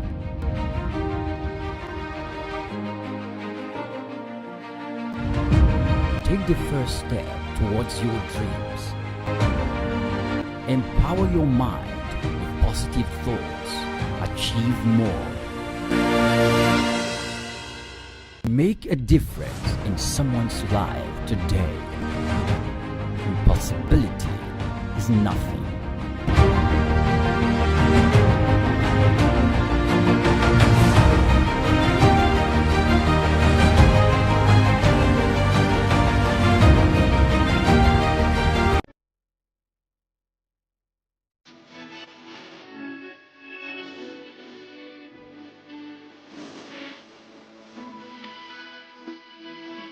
Welcome to the Achievers Book Club. I'm Sarah Undu, and I'm thrilled to be your guide as we delve into the pages that inspire, challenge, and propel us towards greater achievements. Broadcasting live from our School of Eloquence studio here in Ikoyi, Lagos, we believe that within every book lies a world of possibility waiting to be discovered. Today, we are not just reading a book, we are engaging with a timeless classic, a blueprint for success that has transformed millions of lives across generations. Our book in focus is the legendary Think and Grow Rich by Napoleon Hill, published in 1937. This book distills the wisdom of successful individuals of Hill's era into 13 powerful principles. It's not just about financial wealth, it's about achieving anything you set your mind to, and it continues to be a cornerstone for anyone striving for mastery in their lives. This book teaches us that true wealth begins in the mind. To help us dissect the profound principles of Think and Grow Rich, we have a very special guest in our studio today. He's an icon in the motivational space, a true beacon of inspiration, Mr. Motivator. Welcome to the Achievers Book Club, Mr. Motivator. Thank you very much, Sarah. It's good to be with you. Thank you. You're welcome. So we're going to dive right into the book. So Napoleon Hill begins with desire and emphasizes on a definite purpose. He says whatever the mind can conceive and believe, That's right. it can achieve. How crucial is this concept, especially for Nigerians navigating our unique landscape of opportunities and challenges? Absolutely. You picked those two words very intentionally. The Nigerian space, opportunities, lots of opportunities, but again, we have a tremendous ton of challenges. Nigeria could not have provided us with a better testing ground for the principles from Napoleon Hill's books, because it first highlights the importance, the central idea of thoughts being things. We must have a vision, we must have dreams, we must mentally prefigure what we want, and then says, once you've thought about it, you now need to fuel that engine with the power of your desires. So how can Nigerians navigate all of this? First and foremost, no matter how challenging the Nigerian space is, it must never stop you from dreaming. No matter how challenging the Nigerian space can be, it must never discourage you from thinking out of the box. Because in as much as we have so many challenges, inherent in those challenges are the opportunities. So for instance, there's electricity challenge in Nigeria. There are also challenges in the area of education. There are challenges all across. Take business, for instance. Solutions to business is transportation. All of these are problems. How do you create solutions to those problems? By thinking. Someone thought about the idea of delivering meals. Rather than people going through the stress of visiting the fast food restaurants, someone came up with an app and said, okay, Glovo, for instance, is an idea. Chowdeck, for instance, is an idea. Why? Because those ideas were designed to surmount the challenge of accessibility. And today I read somewhere that in Ibadan alone, through Chowdeck, a particular amala joint, there used to be an amala joint, has done a turnover in excess of ₦1 billion. Wow. That's Ibadan. We're not talking Lagos. It shows you that as challenging, who would have imagined that in Nigeria, as difficult as it has been, especially in the most recent of times, people will still order amala in Ibadan using Chowdeck. Somebody thought about it, saw the problem, but saw the problem, that challenge as an opportunity, and felt, well, I could create an app and I could bridge that gap. That is an example of how we can navigate the challenging space in Nigeria while still exploring the opportunity based on the principle of Napoleon Hill's book, which is first, thoughts are things. Imagine, allow your thinking capacity to look critically at your challenge and ask questions. What can we do? Imagine yourself dreaming about what is possible, maybe through the use of your talent, through the actualization of your own potential. Just think through it. And then secondly, don't stop there. Develop that desire, that hunger to materialize, to actualize, to implement, to execute. That is how Hill's first two principles in his book, thoughts are things, the central idea, and then begin with the power of your desire. And across every strata in the Nigerian socio-economic space, there are tons of opportunities that one can apply this towards. So it's about translating a vague wish. First of all, having a desire, then translating it into something that... No, the desire comes after. Okay. First, Napoleon Hill's view is that as a man thinks, so he is. That we become what we think about. And that thoughts are actually very tangible. But sometimes those thoughts can be triggered by the challenges in your environment. Sometimes that's the way they come. Sometimes you can independently, uniquely, on your own, conceive of an idea, conceive of a dream, conceive of a concept, and decide to go for it. In other words, Napoleon Hill believes that first and foremost, paint the picture of the world that you want to create. And after you've done that, desire can come in. There is no point having a desire without a pre-direction.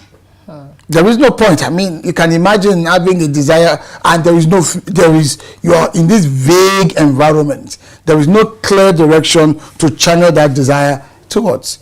It will not make sense. So dream first, and then ignite the energy and the passion within you towards attracting or actualizing those dreams. In fact, the dream should trigger a burning desire within you to go for it.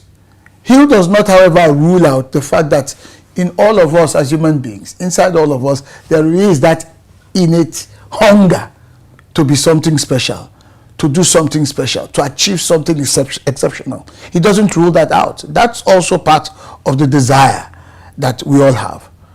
But again, what is the essence of the desire if there is no vision, if there is no direction, if there is no expectation, if there are no goals? So that's why thoughts are things, and thoughts must start the process towards success. Wow, absolutely. That's a great one, Mr. Motivator. Mr. Motivator, another powerful principle is the Mastermind Alliance, the coordination of knowledge and effort between two or more people for a definite purpose. So, in a society like Nigeria, where community is so central, how can individuals truly leverage this concept for achievement? It is true that community is a very central part of Nigeria, but the way I look at how community works in Nigeria is that it is too social. Too social in the sense that if you're married, you have a family, and your mother lives close by, you can bank on her help to support you with child upkeep, for instance. If you're facing an economic challenge and it becomes knowledge to most of the people in your ecosystem, everybody bands together. That's fine. So it provides us with this, what I would call unseen social safety net. That has always been the traditional African approach to community. But Napoleon Hill is saying to us in his book, Think and Grow Rich, with reference to the Mastermind Alliance, that now is the time to elevate beyond the social capital of community to mental capital of collaboration. So you see that it ties us back into the first principle, the central idea about thoughts, thinking, visioning, developing that mental capacity. To say, look, imagine the fact that you enjoy the support of your siblings because they live close by or they live within the range of support for you. They can be there to help you socially. There's a wedding, everybody bands together, we all go there. There is a crisis in the family, someone is willing to stay off work and be there to sit in and all of that. Just imagine that we enjoy all of that. And we become so closely knit at that communal social level.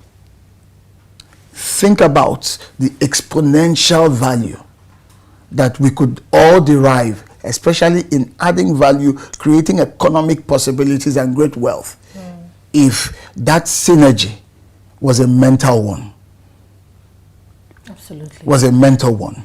Your knowledge, your inspiration, coming, collaborating with mine. So what would have taken me 2 years to do, we cut the time and make it even shorter and faster to accomplish within 2 months.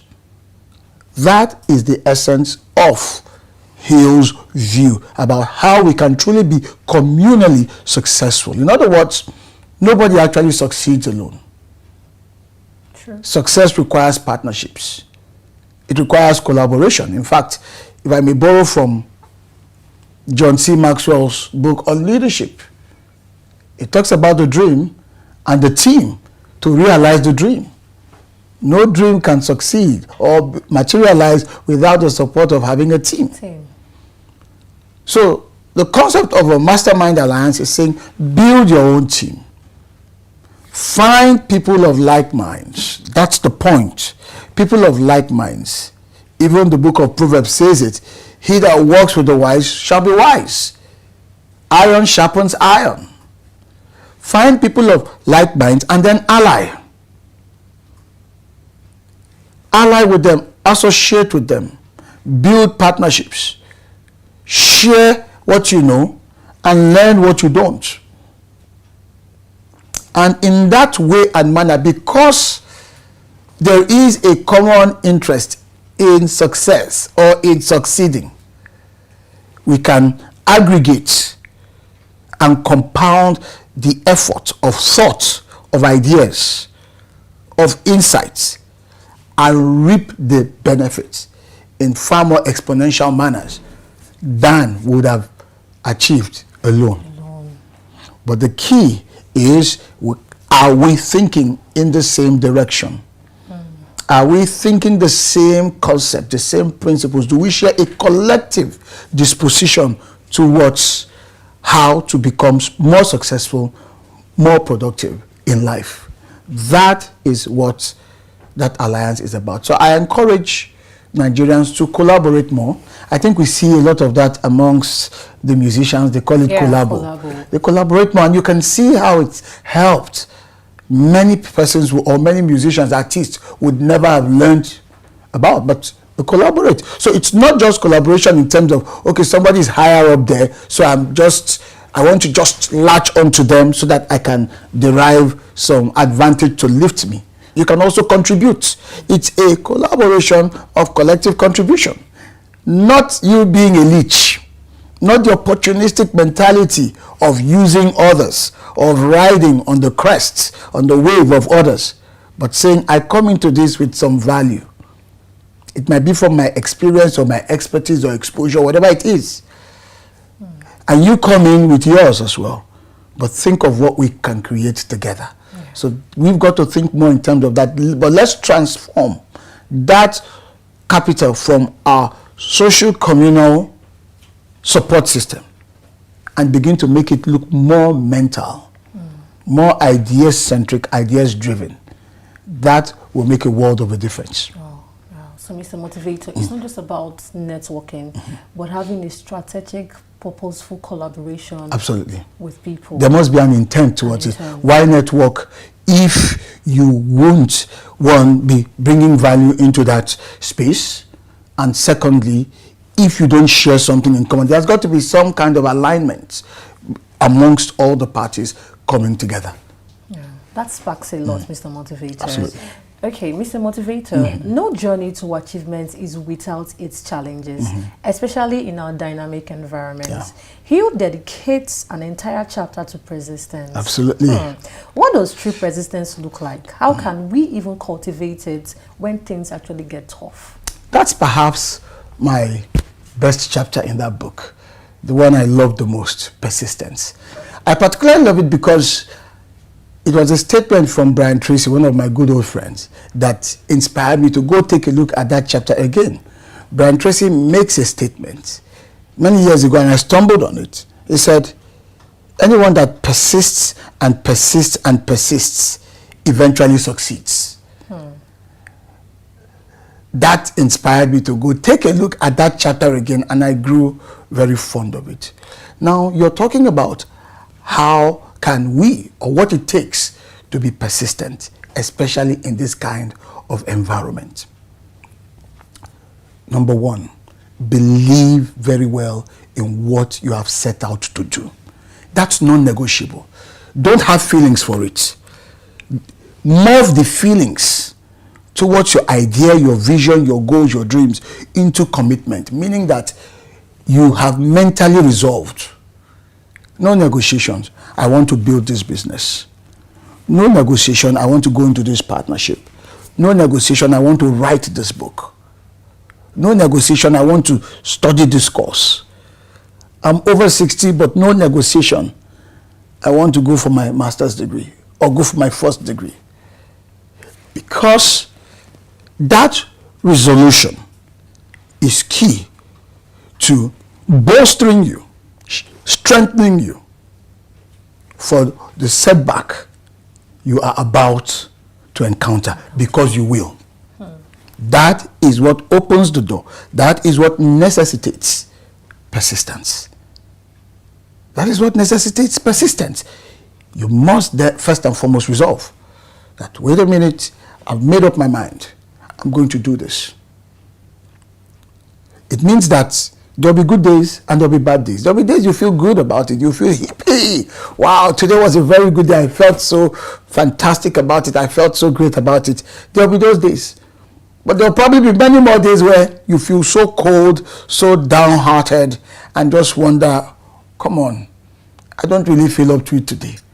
But it is that resolution, that resolved mind, that made up mind that will pick you up on those days when you don't have any feelings that are good and upbeat about your goals, your visions, your dreams, your aspirations. Why? Because you've laid the foundation of persistence by resolving from the beginning. So when we resolve, we are effectively shielding ourselves, preparing for challenges of setbacks, discouragements, difficulties, because our mind is already made up. Okay, so there's a difficulty, that's fine, we're not going back. Let's find a way around it. Being flexible. Absolutely. Or let's find a way through it, underneath it, above it, or let's ask for additional hands. You watch Who Wants to Be a Millionaire. When you get stuck, they give you lifelines. They tell you, you know what, phone a friend, or try your 50-50, or ask the audience. There's got to be something for you to at least summon to engage that setback in order to keep the journey alive till you get to the destination. And that is also the case. Recently, we've had very difficult economic challenges, significant downturns across the entire space. But I've seen so many people who have continued to pursue their visions, continued in spite of the difficulties, in spite of the inclement weather, in spite of the challenges of people. You're running a business, you employ people, they are proving to be a challenge, proving to be difficult, and then some people leave. You've got to go back and rehire. That's persistence for the business owner. You hire and rehire and fix the issues. You keep it going until the business gets to where it is stable, it is profitable and productive. That's persistence. You failed one of the diets in your professional exams. You go back and retake it. You failed, you go back and evaluate what happened. What did I get wrong? What did I miss in the last one that I can fix in the subsequent one? You see, it is not your emotions that will carry you through those moments. It is that disposition that you resolved from the beginning. The resolution. Yeah. Absolutely, from the beginning. That is why Napoleon Hill's work, the first chapter is so central, because it deals with the mind. Thoughts are things. If you don't get that right from the beginning, it will make it very difficult to apply most of the other principles in the book, because the mind then sets its course and says, this is my commitment to success, to achievement, to making it in life, to being the best that I can be. And so, come what may, I'm able to get back in the game after I've taken a beating, and I continue, make the necessary course corrections, and keep on going until I get to my destination. So in the Nigerian context, for me, the most important value that can help anyone deal with the challenges in terms of how long they can hold out till they reach their desired goals is to first conclude that, hey, this is for real, I'm going to do it. And then as you face challenges, anticipate the challenges. You're into sales. Always anticipate there will be no's. You anticipate many more no's than yeses.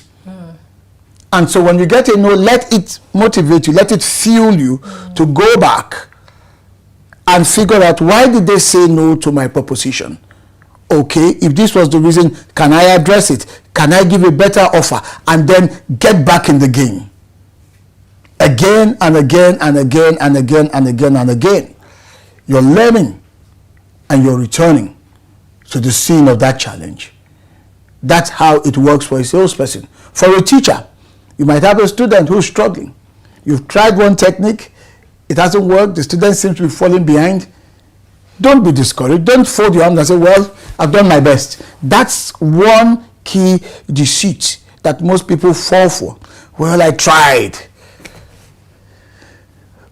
There's the movie Star Wars, and I got this statement from that movie. I can't remember which of the characters that said it, but he said, there is no try, there is only do. So when we keep on in the Nigerian context, oh, I've tried, that is not enough. You must keep doing. So for that student that you're the teacher, you must be persistent. Okay, this methodology hasn't worked. Let's try something else. Maybe I need to study my student more to understand their capabilities and their interests. Or maybe I need to adapt my techniques. You continue until gradually you arrive at a model that could eventually not only solve that problem, but become a model that could go on to do bigger things. Why? Because you persisted. You never gave up. That is the mentality, and we can apply this. Everyone can apply this across all fronts of human endeavors. But resolve, make up your mind from the beginning, and then keep going at it, keep course correcting, and find motivation from the setback. It should fuel you. It should energize you to say, okay, rather than feeling embarrassed, I'll try again. That's the way to go. That's how persistence works. Wow. Wow, Mr. Motivator. And we've got Napoleon Hill to thank for that amazing work. Absolutely. Absolutely. Mr. Motivator, this has been an enlightening and powerful discussion. Thank you so much for sharing such an incredible insight with our Achievers Book Club viewers. Thank you. Thank you very much. What a profound dive into Think and Grow Rich. Now, let's turn these powerful principles into tangible action with our Achievers Challenge for this week. 1. Clarify your definite purpose. Take 15 minutes to write down your number one most important goal with absolute clarity. Be specific. What is it? When will you achieve it? And what will you give in return? Read it aloud morning and night. 2. Identify your mastermind. Think of at least 2 people, either your friends, colleagues, mentors, whose unique skills and perspective could help you achieve your definite purpose. Reach out to one of them this week to discuss a collaborative idea. 3. Practice 1% persistence. Choose one small task related to your goal that you often procrastinate on. Commit to doing it for just 15 minutes every day without fail this week. It's about consistency, not intensity. Share your progress using hashtag Achievers Book Club to social media. We want to celebrate your wins. Don't just read about achievements, live it. Small, consistent actions followed by clear purpose are the bedrocks of monumental success. We see possibilities.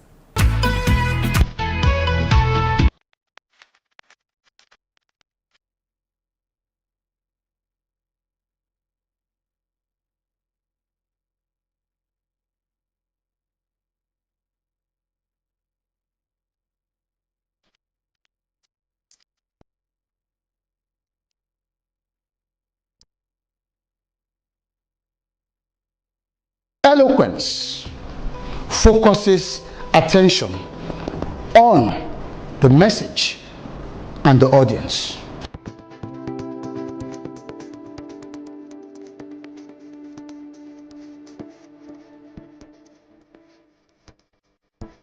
I found it very interesting, exciting, sympathetic. It was very beneficial. Definitely would learn a lot, a whole lot. American Male Education Network, big shout out to the Achievement Channel.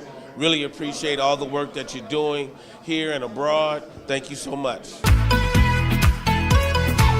As we wrap up our incredible journey through Think and Grow Rich, the pursuit of knowledge never stops. Next week, we'll shift our focus to the 7 Habits of Highly Effective People by Stephen Covey. We'll be exploring the first 3 habits. Be proactive, begin with the end in mind, and put first things first. Get ready to embrace powerful principles for personal effectiveness that would empower your path to success.